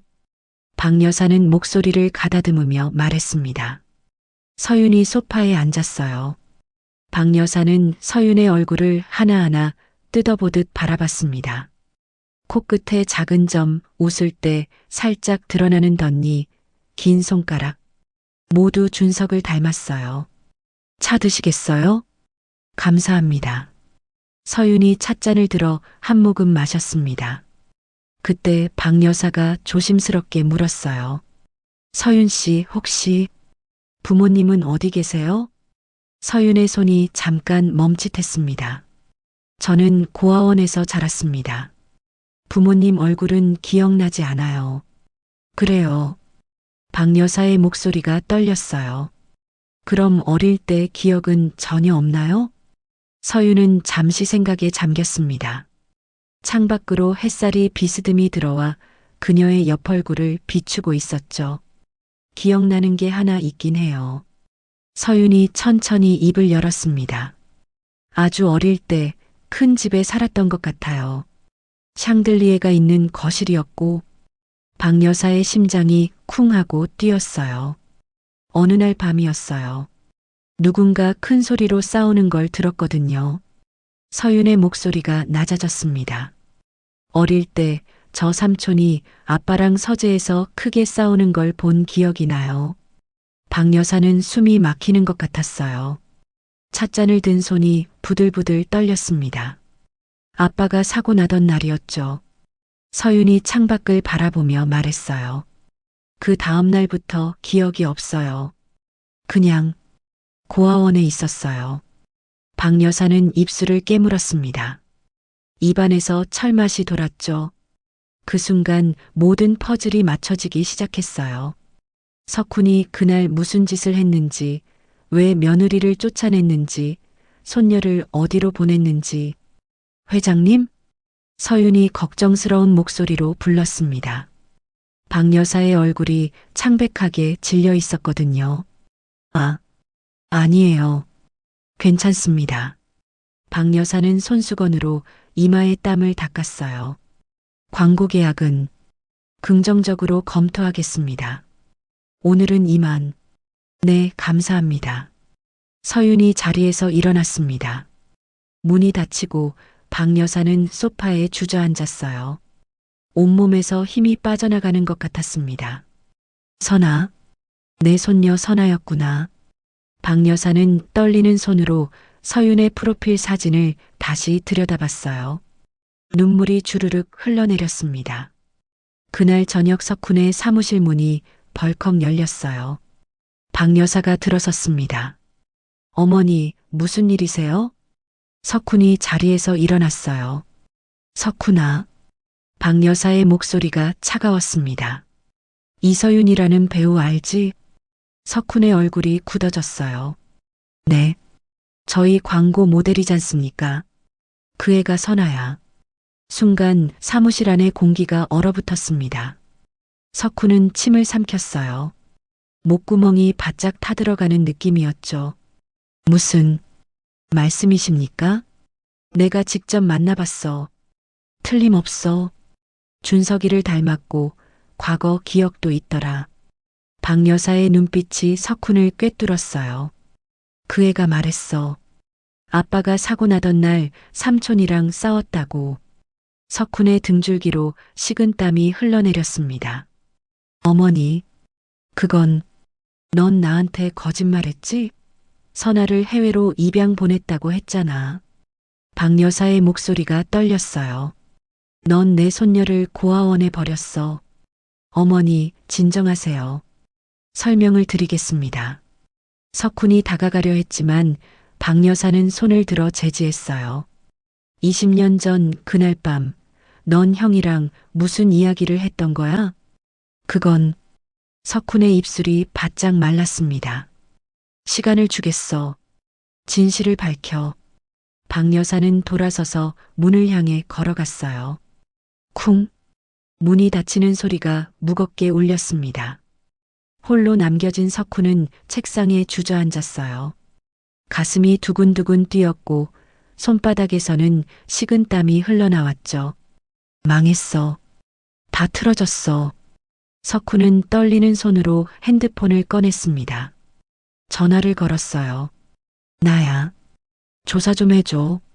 시장 쪽에 오윤이라는 여자 있나?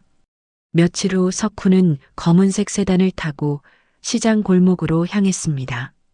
차가 좁은 골목 입구에 멈춰 섰어요. 석훈은 선글라스를 쓰고 차에서 내렸습니다. 생선 비린내가 코끝을 찔렀고 상인들의 호객 소리가 귓가에 시끄럽게 울렸죠. 이런 데서 살고 있었다니. 석훈은 코를 찌푸리며 골목 안쪽으로 걸어 들어갔어요. 그리고 낡은 간판이 걸린 생선가게 앞에 멈춰 섰습니다. 가게 안에서는 윤희가 생선을 손질하고 있었어요. 앞치마를 두른 채 칼질을 하는 뒷모습이 초라해 보였습니다. 석훈은 가게 안으로 들어섰어요. 어서 오세요. 윤희가 고개를 들었습니다. 그리고 석훈을 본 순간 얼굴이 하얗게 질렸어요. 손에서 칼이 떨어져 도마 위에 떨어졌습니다. 도련님, 오래간만이네, 형수. 석훈의 목소리는 얼음장처럼 차가웠습니다. 윤희는 뒷걸음질 쳤어요. 가슴이 콩닥콩닥 뛰었죠. 무슨 일로? 이서윤 알지? 석훈이 한 걸음 다가왔어요. 그 애가 형수 딸이더군. 윤희는 숨이 막혔습니다. 내가 만나려고 하면 안 돼. 석훈의 목소리가 위협적으로 낮아졌어요. 왜요? 내가 나타나면 그의 인생 망가진다고. 톱스타가 엄마가 시장 생선 장수라는 거 알면 어떻게 되겠어? 윤희는 입술을 깨물었어요. 그리고 석훈이 가게 안을 둘러봤습니다. 이 가게 내일 당장 철거 들어간다. 재개발 지역이거든. 뭐라고요? 윤희의 목소리가 떨렸어요. 거짓말이죠? 거짓말이 아니야. 서류는 이미 나와 있어.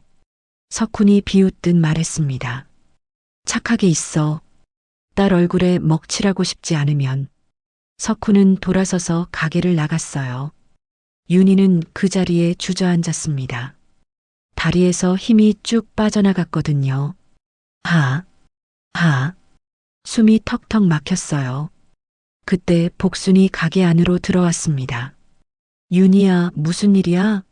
방금 나간 사람 누구야? 윤희는 대답할 수 없었어요. 눈물이 주르륵 흘러내렸습니다. 윤희야. 복순이 윤희를 부축해 일으켰어요. 괜찮아. 괜찮을 거야.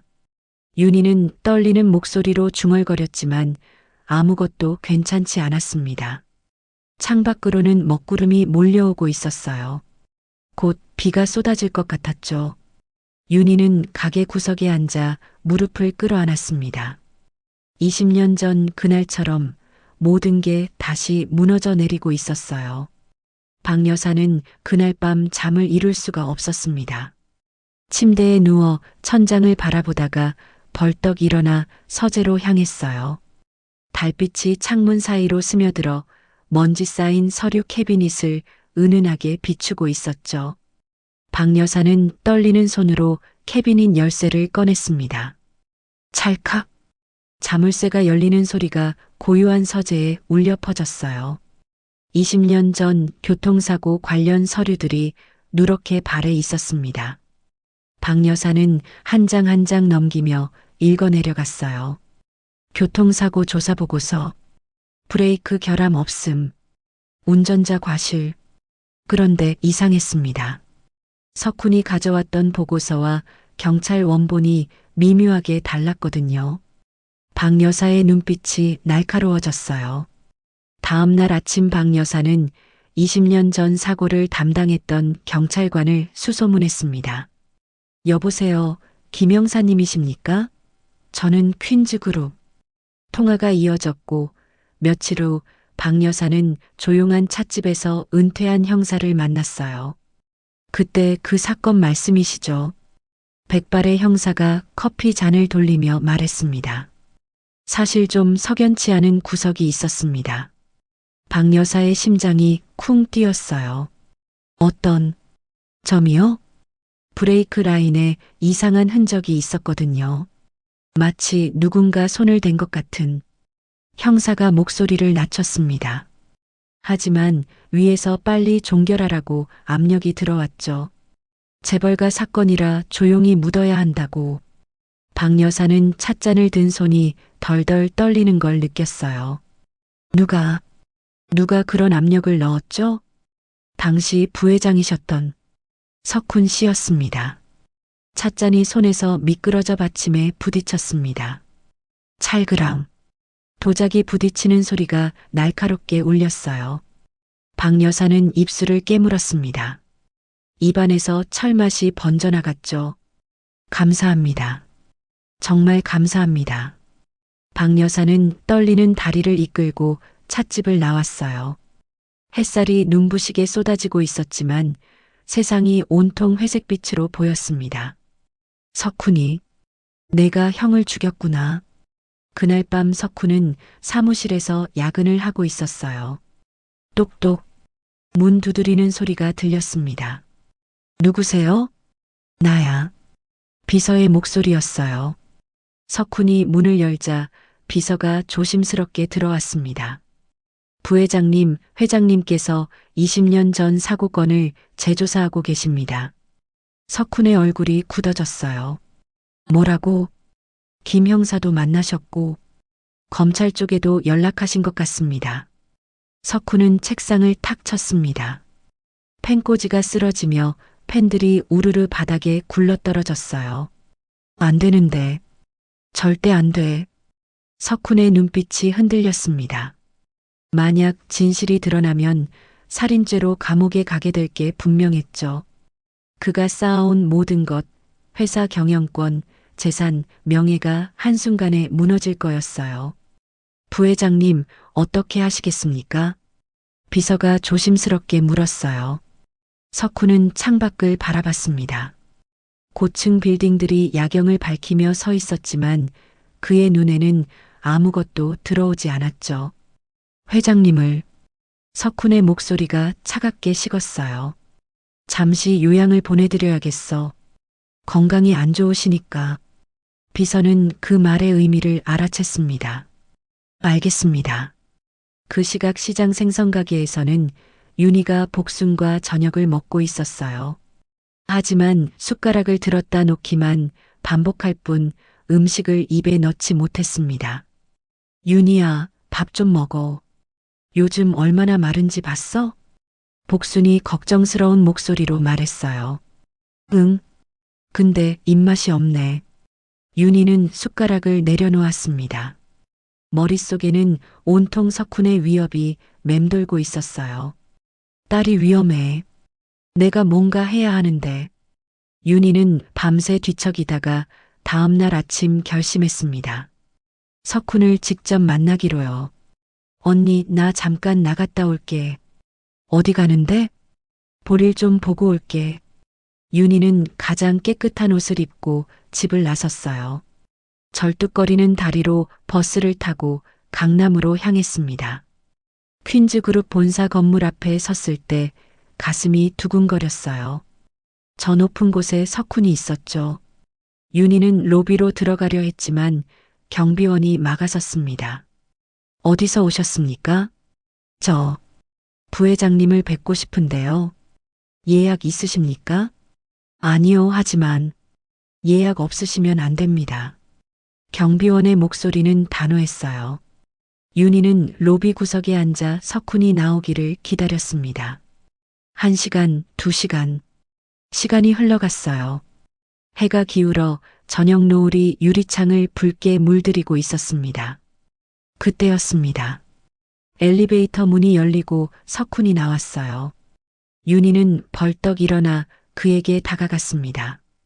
도련님, 석훈은 윤희를 보고 얼굴을 찌푸렸어요. 여기서 뭐 하는 거야? 제발, 제발 부탁 좀 들어주세요. 윤희는 석훈의 앞을 막아섰습니다. 사람들이 힐끗힐끗 쳐다봤지만 신경 쓸 겨를이 없었어요. 비켜, 창피하게. 도련님, 윤희는 그 자리에 무릎을 꿇었습니다. 대리석 바닥이 차갑게 무릎에 닿았어요. 일어나. 석훈이 윤희의 팔을 잡아 일으키려 했지만 윤희는 꿈쩍도 하지 않았습니다. 내가 다 뒤집었을 테니 딸은 건드리지 마세요. 윤희의 목소리가 떨렸어요. 제가 회장님한테 가서 사고는 제 잘못이었다고 말할게요.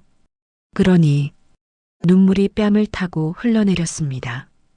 그러니 제발 선아는 건드리지 말아주세요. 로비에 있던 사람들이 모두 멈춰서서 이 광경을 바라봤어요. 석훈은 주변을 둘러보고는 윤희를 질질 끌고 비상계단으로 갔습니다. 쾅! 철문이 닫히는 소리가 울려 퍼졌어요. 정신 차려. 석훈이 윤희를 벽에 밀쳤습니다. 윤희의 등이 차가운 콘크리트 벽에 부딪혔죠. 내가 뭘 할 수 있는데? 형수는 아무것도 할 수 없어. 석훈의 목소리는 얼음장처럼 차가웠어요. 착하게 입 다물고 있어. 그럼 딸은 안전할 거야. 하지만은 없어. 만약 회장님한테 뭐라도 말하면. 석훈이 윤희의 턱을 움켜잡았습니다. 그 애도 사고로 죽을 수 있어. 20년 전 형처럼. 윤희는 온몸이 얼어붙는 걸 느꼈어요.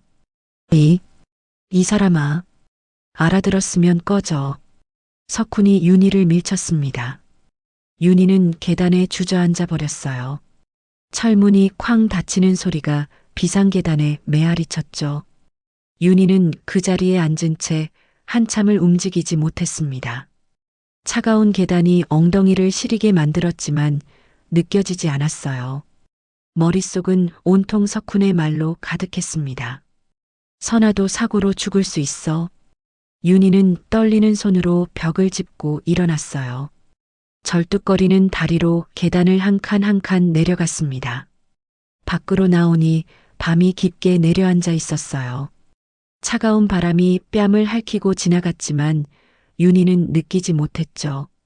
발걸음을 옮길 때마다 가슴속이 텅 빈 것처럼 허전했습니다. 내가 할 수 있는 게 아무것도 없구나. 윤희는 강가로 향했어요. 한강 다리 위에 섰을 때 물소리가 귓가에 들려왔습니다. 철썩철썩 파도가 다리 기둥을 때리는 소리가 밤 공기를 갈랐어요. 윤희는 난간에 기대어 아래를 내려다봤습니다. 검은 물결이 출렁이며 흐르고 있었죠. 저속으로 들어가면 모든 게 끝날까요? 더 이상 아프지 않을까요? 윤희는 난간을 붙잡았습니다. 차가운 쇠가 손바닥을 얼게 만들었어요. 한 발을 들어 올렸습니다. 차가운 쇠난간이 손바닥에 닿는 순간 뼛속까지 시린 냉기가 전해졌습니다. 윤희는 아래를 내려다봤어요. 검은 물결이 출렁이며 흐르고 있었죠. 강물 위로 차가운 바람이 불어와 머리카락을 휘날렸습니다. 이렇게 끝내면 더 이상 아프지 않을까? 윤희는 난간을 붙잡은 채 한쪽 다리를 들어 올렸어요. 아래에서 철썩철썩 물소리가 들려왔습니다. 마치 누군가 부르는 것처럼 들렸죠. 선아야, 미안해. 엄마는 끝까지 너를 지켜주지 못했구나. 눈을 감았습니다. 그때였습니다. 윤희야. 뒤에서 다급한 목소리가 들려왔어요. 발소리가 다다다 가까워지더니 누군가 윤희의 팔을 와락 붙잡았습니다. 나 줘. 윤희가 소리쳤지만 그 손은 절대 놓지 않았어요. 정신 차려. 내가 미쳤어? 복순이었습니다. 복수는 있는 힘껏 윤희를 뒤로 끌어당겼어요. 두 사람은 그대로 바닥에 쓰러졌습니다. 차가운 아스팔트가 등에 닿았고 복수는 윤희를 꼭 껴안았죠. 놔줘요. 제발 놔줘요. 윤희는 울부짖으며 몸부림쳤습니다. 하지만 복수는 더욱 세게 안았어요. 안 나. 절대 안 나. 복순의 목소리도 떨리고 있었습니다. 내가 죽으면 내 딸은 평생 자기를 버린 엄마로만 기억할 거야. 윤희의 몸부림이 멈췄어요. 저는 가서 진실을 말해. 복순이 윤희의 어깨를 잡고 흔들었습니다. 내가 왜 선아를 만나지 못했는지, 얼마나 보고 싶었는지 말하라고. 윤희는 복순을 바라봤어요. 복순의 눈에도 눈물이 그득 고여 있었습니다. 내가 알고 있었어요? 당연하지. 나도 바보가 아니야. 복순이 윤희의 뺨을 감싸쥐었어요. 서윤이 첫 드라마 나왔을 때부터 알았어. 내가 그의 사진 보면서 우는 거. 윤희는 입술을 깨물었습니다. 저는 선아한테 짐이 될 뿐이에요. 이런 초라한 엄마가. 짐은 무슨 짐이야? 복순이 소리쳤어요. 그 애가 방송에서 뭐라고 했어? 엄마 만나고 싶다고 했잖아. 복순의 목소리가 떨렸습니다. 그 애는 엄마를 찾고 있어.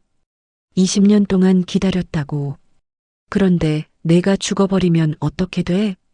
윤희는 대답할 수 없었어요. 목이 메어서 소리가 나오지 않았거든요. 선아는 평생 엄마가 자기를 버렸다고 생각하며 살 거야. 그게 내가 원하는 거야? 복순의 말이 가슴을 찔렀습니다. 윤희는 고개를 저었어요. 아니에요. 그건 절대 원하지 않았습니다. 일어나. 가서 싸워. 내 딸 되찾아. 복순이 윤희를 일으켜 세웠어요. 윤희는 떨리는 다리로 간신히 섰습니다. 복순은 윤희의 어깨에 손을 올렸죠. 넌 혼자가 아니야. 내가 있잖아. 그 말에 윤희의 눈에서 눈물이 주르륵 흘러내렸습니다. 고마워요. 정말 고마워요. 윤희는 복순을 꼭 껴안았어요.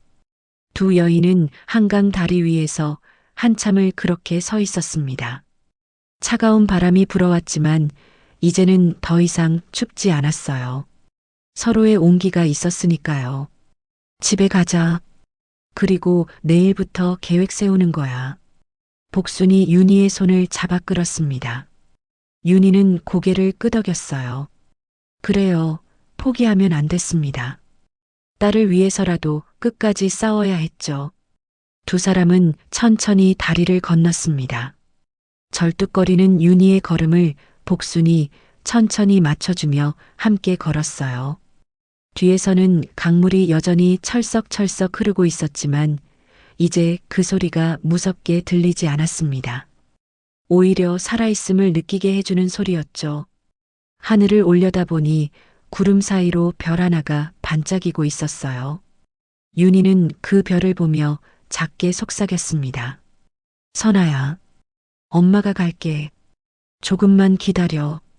그 목소리는 차가운 밤바람에 실려 하늘로 올라갔습니다. 마치 딸에게 닿기를 바라는 간절한 기도처럼요. 다음 날 아침 박 여사는 오래된 비서실장을 불렀습니다. 20년 넘게 퀸즈그룹을 지켜온 최 비서였어요. 회장실 문이 조용히 열리고 백발의 최 비서가 들어섰죠. 부르셨습니까, 회장님? 앉으세요. 박 여사의 목소리는 평소보다 무거웠습니다. 창밖으로는 겨울 햇살이 비스듬히 들어와 책상 위 서리를 비추고 있었어요. 20년 전 그날 밤, 당신도 알고 있었죠? 박 여사가 최 비서를 똑바로 바라봤습니다. 최 비서의 손이 미세하게 떨렸어요. 회장님, 말해주세요. 이제는 알아야 합니다. 박 여사의 목소리에는 애원이 섞여 있었죠. 최 비서는 한참을 망설이다가 천천히 입을 열었습니다. 죄송합니다. 저는 알고 있었습니다. 침묵이 흘렀어요. 시계 초침 소리만이 똑딱똑딱 회장실을 채우고 있었습니다. 부회장님께서 준석 도련님의 차량에 손을 댔습니다. 그날 저녁 정비소에 직접 지시하셨어요. 박 여사는 숨이 턱 막히는 걸 느꼈어요. 그리고 사고 후 경찰 조사도 모두 조작하셨습니다. 손녀 선아 양도. 그만. 박 여사의 목소리가 떨렸습니다. 하지만 이내 고개를 떨구며 작게 말했죠. 계속하세요. 고아원에 유기하라고 지시하셨습니다. 며느님께는 해외 입양 보냈다고 거짓말하라고요. 최 비서의 목소리도 점점 작아졌어요. 저는 그때 말렸어야 했는데 죄송합니다. 박 여사는 두 손으로 얼굴을 감싸 쥐었습니다. 어깨가 들썩들썩 떨렸죠. 제 아들을 동생이 죽였다는 말이군요. 눈물이 주르륵 흘러내려 책상 위로 떨어졌어요. 서류가 물기를 머금어 얼룩이 번졌습니다. 증거가 있습니까? 박 여사가 고개를 들었어요. 눈가가 빨갛게 충혈되어 있었습니다. 네. 당시 정비 기록과 통화 녹음이 있습니다. 최 비서가 봉투 하나를 책상 위에 올려놓았어요. 박 여사는 떨리는 손으로 봉투를 열었습니다. 서류와 USB가 들어 있었죠. 노트북에 USB를 꽂자 녹음 파일이 재생되기 시작했어요. 브레이크 라인을 좀 느슨하게 해. 사고처럼 보이게 해. 석훈의 목소리였습니다. 20년 전 목소리였지만 분명했어요. 박 여사는 노트북 화면을 응시한 채 미동도 하지 않았습니다. 녹음이 끝나자 회장실은 다시 고요해졌어요. 경찰에 넘기세요. 박 여사의 목소리는 얼음처럼 차갑게 식어 있었습니다. 회장님, 그러시면 회사가 상관없어요. 진실이 더 중요합니다. 박 여사가 자리에서 일어났어요. 창밖을 바라보는 그녀의 뒷모습이 무척 작아 보였습니다. 제가 직접 신고하겠습니다. 그날 오후 경찰이 퀸즈 그룹 본사로 들이닥쳤습니다. 석훈의 사무실 문이 벌컥 열렸어요. 이석훈 씨 살인교사 혐의로 체포합니다. 형사가 수갑을 꺼냈습니다. 찰칵. 차가운 쇠가 석훈의 손목을 감쌌어요. 잠깐, 이게 무슨 짓이야? 석훈이 소리쳤지만 소용없었습니다. 복도로 끌려나가는 석훈의 모습을 직원들이 멀뚱멀뚱 바라봤죠. 엘리베이터 문이 닫히며 석훈의 얼굴이 사라졌습니다. 박 여사는 회장실 창문 너머로 경찰차가 떠나는 걸 지켜봤어요. 파란 경광등이 회전하며 빌딩 숲 사이로 멀어져 갔습니다. 이제 며느리를 찾아야죠. 박 여사는 코트를 걸쳤어요. 최 비서가 차를 준비했습니다. 검은색 세단이 시장 골목 입구에 멈춰 섰어요. 박 여사는 차에서 내려 골목 안을 바라봤습니다. 생선 비린내가 코끝을 스쳤고 상인들의 웃음소리가 귓가에 들려왔죠. 20년 전 며느리를 내쫓았던 저택과는 너무나도 다른 세상이었습니다. 박 여사는 절뚝거리며 골목 안으로 걸어 들어갔어요. 낡은 간판이 걸린 생선 가게가 보였습니다. 가게 안에서는 윤희가 생선을 손질하고 있었어요. 박 여사는 가게 앞에서 멈춰 섰습니다. 심장이 쿵쿵 뛰었죠. 윤희가 고개를 들었어요. 그리고 박 여사를 본 순간 얼굴이 하얗게 질렸습니다. 손에 들고 있던 칼이 도마 위로 떨어졌어요. 어머님. 박 여사는 천천히 가게 안으로 들어섰습니다. 그리고 윤희 앞에서 무릎을 꿇었어요. 주변에 있던 복순과 다른 상인들이 깜짝 놀라 쳐다봤습니다. 윤희야. 박 여사의 목소리가 떨렸어요. 미안하다. 정말 미안하구나. 윤희는 말을 잃었습니다. 재벌가 회장이 시장 바닥에 무릎을 꿇고 있었거든요. 어머님, 이러지 마세요. 윤희가 박 여사를 일으키려 했지만 박 여사는 고개를 저었어요. 내가 너무 큰 죄를 지었어.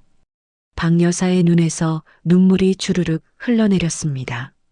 석훈이가 내 남편을 죽였어. 그리고 나는 내 말을 믿지 않고 너를 내쫓았지. 윤희는 숨이 막혔어요. 선아를, 우리 손녀를 고아원에 버렸어. 내가 그 사실을 몰랐단다. 박 여사는 윤희의 손을 붙잡았습니다. 거친 손이었어요. 한때 피아노를 치던 하얀 손은 온데간데였고 생선 비늘에 베인 상처가 가득한 손이었죠. 용서해다오. 제발. 박 여사는 고개를 조아렸습니다. 윤희는 입술을 깨물었어요. 20년 동안 쌓인 원망이 가슴속에서 치밀어 올랐습니다. 하지만 동시에 박 여사의 떨리는 어깨를 보며 마음 한켠이 무너져 내리는 걸 느꼈어요. 일어나세요. 어머님. 윤희가 박 여사를 일으켜 세웠습니다. 두 여인은 마주보고 섰어요. 한 사람은 눈물로 범벅이 된 얼굴이었고 다른 한 사람은 생선 비린내가 배어있는 암치마 차림이었습니다. 선아를, 서윤이를 만나게 해줄게. 내가 주선할게. 박 여사가 윤희의 손을 꼭 쥐었어요. 내가 엄마야. 내가 가서 만나야 해. 윤희는 고개를 끄덕였습니다. 눈물이 뺨을 타고 흘러내렸지만 이번에는 슬픔이 아니었어요. 20년 만에 찾아온 희망의 눈물이었습니다. 가게 밖으로 겨울 햇살이 쏟아져 들어왔어요. 먼지가 햇살 속에서 춤을 추며 반짝이고 있었습니다. 오랜 어둠이 걷히고 드디어 빛이 들어오는 순간이었죠. 박 여사는 그날 저녁 서윤을 저택으로 초대했습니다. 광고 계약 건으로 다시 만나자는 명목이었지만 진짜 이유는 따로 있었죠. 검은색 차량이 퀸즈 그룹 저택 정문을 통과했어요. 서윤은 차창 밖을 바라보며 묘한 기분을 느꼈습니다. 이 저택이 왠지 낯설지 않았거든요. 어디선가 본 것 같은, 꿈에서 본 것 같은 그런 느낌이었죠. 현관문이 열리고 박 여사가 나와 있었어요. 어서 오세요. 안녕하세요, 회장님. 서윤이 공손하게 인사했습니다. 두 사람은 응접실로 들어갔어요. 하얀 소파, 크림색 커튼, 샹들리에. 서윤은 걸음을 멈췄습니다. 가슴속 어딘가에서 무언가 꿈틀거리는 게 느껴졌어요. 앉으시죠. 박 여사의 목소리가 평소와 달랐습니다. 떨리고 있었죠. 서윤이 소파에 앉자 박 여사는 오래된 앨범 하나를 꺼내 테이블 위에 올려놓았어요. 이걸 보여드리고 싶어서 부른 겁니다. 박 여사가 앨범을 펼쳤습니다. 첫 페이지에는 가족 사진이 붙어 있었어요. 남자와 여자 그리고 어린 여자아이가 환하게 웃고 있는 사진이었죠. 서윤은 그 사진을 보는 순간 숨이 멎는 것 같았습니다. 이 사람들은 당신 부모님이에요. 박 여사의 목소리가 갈라졌어요. 그리고 이 아이가 당신입니다. 선아. 서윤의 손이 부들부들 떨렸습니다. 사진 속 어린 여자아이는 토끼 인형을 안고 있었고 그 눈망울이 지금의 서윤과 똑같았어요. 무슨 말씀이세요? 당신은 내 손녀예요. 오선아. 박 여사가 서윤의 손을 잡았습니다. 20년 전 교통사고로 아버지가 돌아가셨어요. 그리고 어머니는 내가 쫓아냈습니다. 박 여사의 눈에서 눈물이 주르륵 흘러내렸어요. 삼촌 석훈이 모든 걸 조작했어요. 사고도 당신 엄마에 대한 누명도 모두. 서윤은 말을 잃었습니다. 머릿속이 하얗게 변해버렸죠.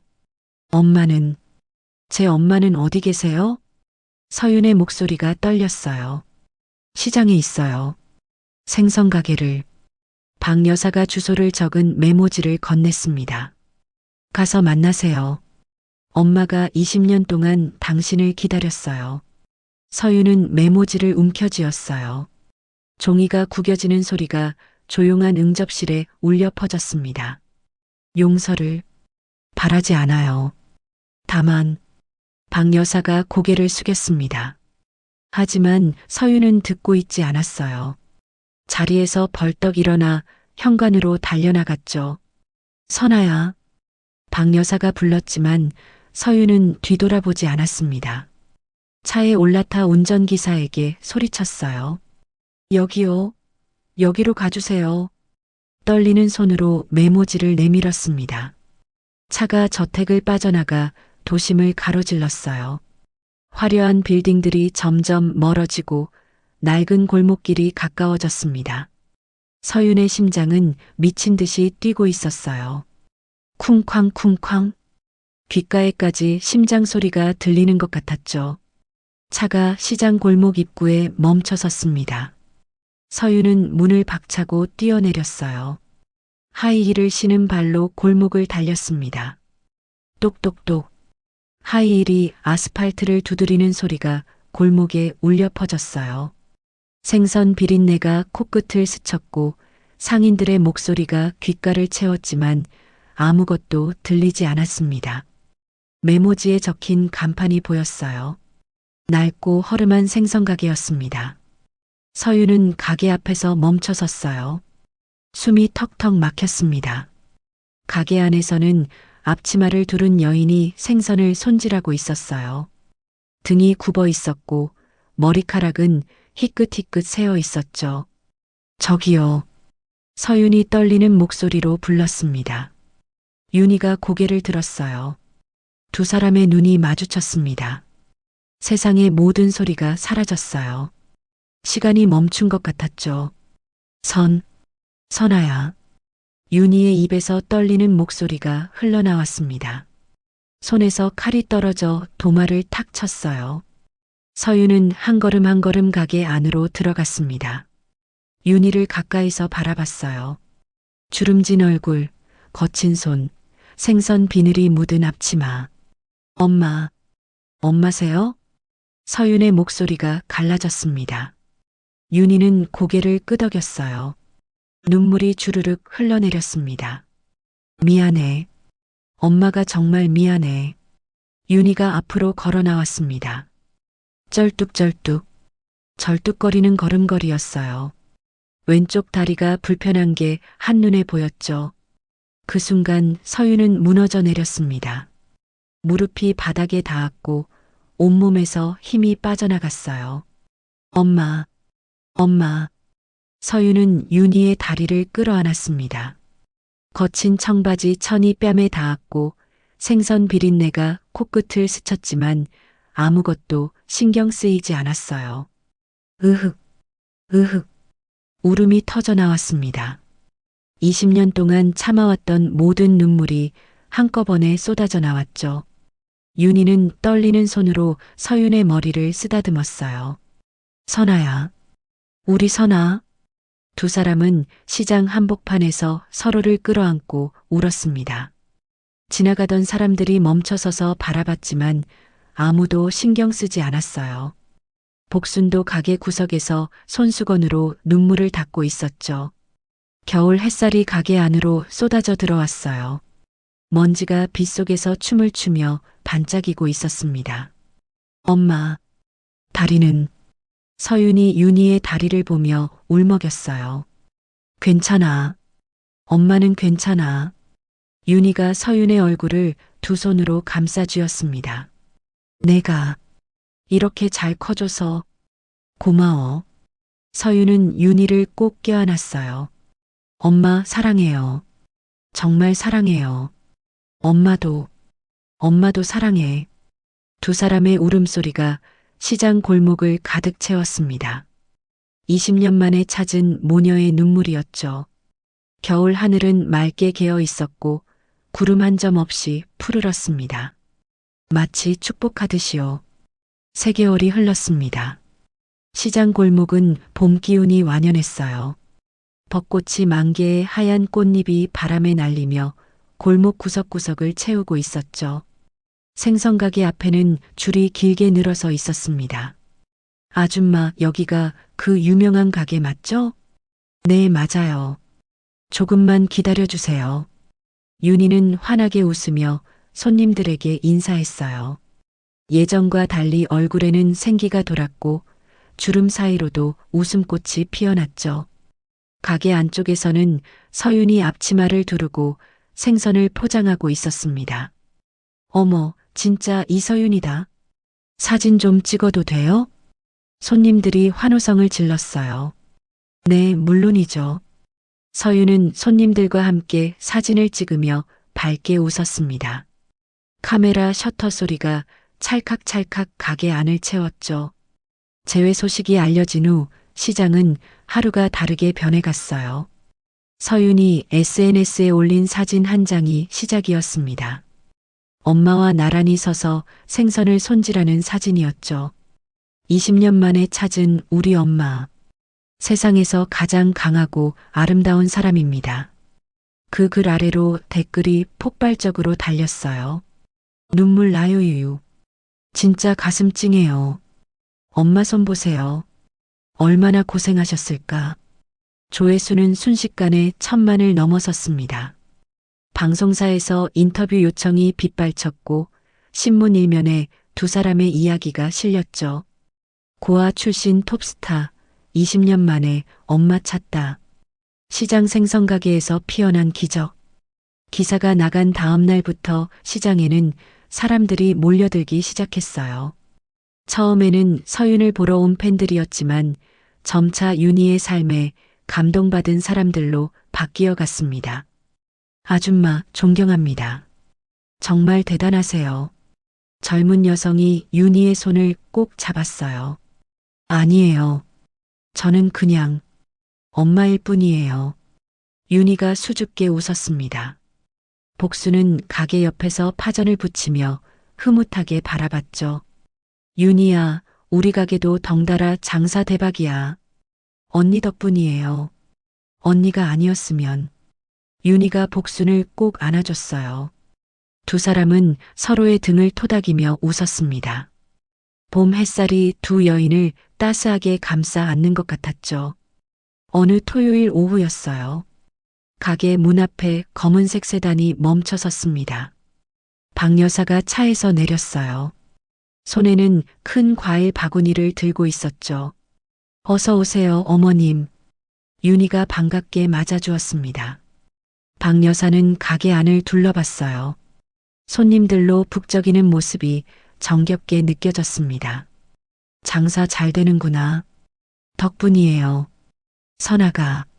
서윤이가 홍보를 해줘서요. 그래. 박 여사가 서윤을 바라봤습니다. 서윤은 손님에게 거스름 돈을 건네주며 환하게 웃고 있었어요. 할머니. 서윤이 박 여사를 발견하고 달려왔습니다. 오셨어요? 응. 너희 보고 싶어서. 박 여사가 서윤의 머리를 쓰다듬었어요. 세 사람은 가게 뒤편 작은 식탁에 둘러앉았습니다. 윤희가 끓인 된장찌개 냄새가 구수하게 퍼져나갔죠. 맛있다. 역시 윤희 손맛이야. 박 여사가 숟가락을 들며 말했어요. 예전에도 이렇게 잘 끓였는데 내가 몰라봤지. 어머님, 이제 다 지난 일이야. 앞으로 잘 살면 되는 거지. 박 여사가 윤희의 손을 잡았습니다. 서윤은 두 사람을 번갈아 보며 미소 지었어요. 가슴 한켠이 따스하게 데워지는 기분이었습니다. 그날 저녁 서윤은 매니저에게 전화를 받았어요. 서윤아, 큰일 났어. 무슨 일인데요? 너희 엄마랑 재회 스토리 영화로 만든대. 대형 제작사에서 컨택 왔어. 서윤은 핸드폰을 꼭 쥐었습니다. 정말요? 응. 내일 당장 미팅 잡혔어. 대박이야, 대박. 매니저의 목소리가 들떠 있었어요. 서윤은 가게로 뛰어들어갔습니다. 엄마, 엄마. 왜 그래, 선아야? 우리 이야기가 영화로 만들어진대요. 윤희는 멈칫했어요. 영화를? 네. 할머니도, 복순 이모도, 엄마도 다 나올 거예요. 서윤이 윤희를 껴안았습니다. 빙글빙글 돌며 웃었죠. 윤희도 덩달아 웃음을 터뜨렸어요. 복순이 옆에서 박수를 쳤습니다. 아, 우리도 영화배우 되는 거야? 그렇죠. 언니도 나와야죠. 가게 안이 웃음소리로 가득 찼어요. 그날 밤 윤희는 옥상으로 올라갔습니다. 서윤이 뒤따라왔죠. 엄마, 여기 앉아요. 두 사람은 나란히 앉아 서울 야경을 바라봤어요. 불빛들이 별처럼 반짝이며 도시를 수놓고 있었습니다. 선아야. 네, 엄마. 행복하니? 윤희가 서윤을 돌아봤어요. 달빛이 윤희의 얼굴을 비추고 있었습니다. 주름진 얼굴이었지만 그 어느 때보다 평온해 보였죠. 네, 정말 행복해요. 서윤이 윤희의 어깨에 머리를 기댔습니다. 엄마는요? 응, 엄마도 행복해. 윤희가 서윤의 손을 꼭 잡았어요. 거친 손과 보드라운 손이 꼭 맞잡혔습니다. 20년이 걸렸지만 결국 여기까지 왔구나. 윤희의 목소리가 떨렸어요. 고마워, 선아야. 엄마를 찾아줘서. 아니에요. 제가 더 고마워요. 서윤이 윤희를 껴안았습니다. 엄마가 포기하지 않고 살아줘서. 두 사람은 한참을 그렇게 앉아 있었어요. 바람이 살랑살랑 불어와 머리카락을 간지렸습니다. 밤하늘에는 별들이 총총히 빛나고 있었죠. 며칠 후 포털 사이트 메인에 기사 하나가 떴어요. 톱스타 이서윤, 오윤희 모녀 스토리, 영화화 확정. 20년 만에 기적, 스크린으로 만난다. 기사 사진에는 시장 생선가게 앞에서 나란히 서 있는 윤희와 서윤이 담겨 있었습니다. 두 사람 모두 환하게 웃고 있었어요. 윤희는 앞치마를 두르고 있었지만 그 얼굴에는 세상 어떤 보석보다 빛나는 미소가 피어나 있었죠. 봄바람이 골목을 지나며 벚꽃잎을 날렸습니다. 하얀 꽃잎이 눈처럼 흩날리며 두 사람 주위를 감싸 안았어요. 마치 축복하듯이요. 20년이라는 긴 겨울이 지나고 드디어 찾아온 봄이었습니다.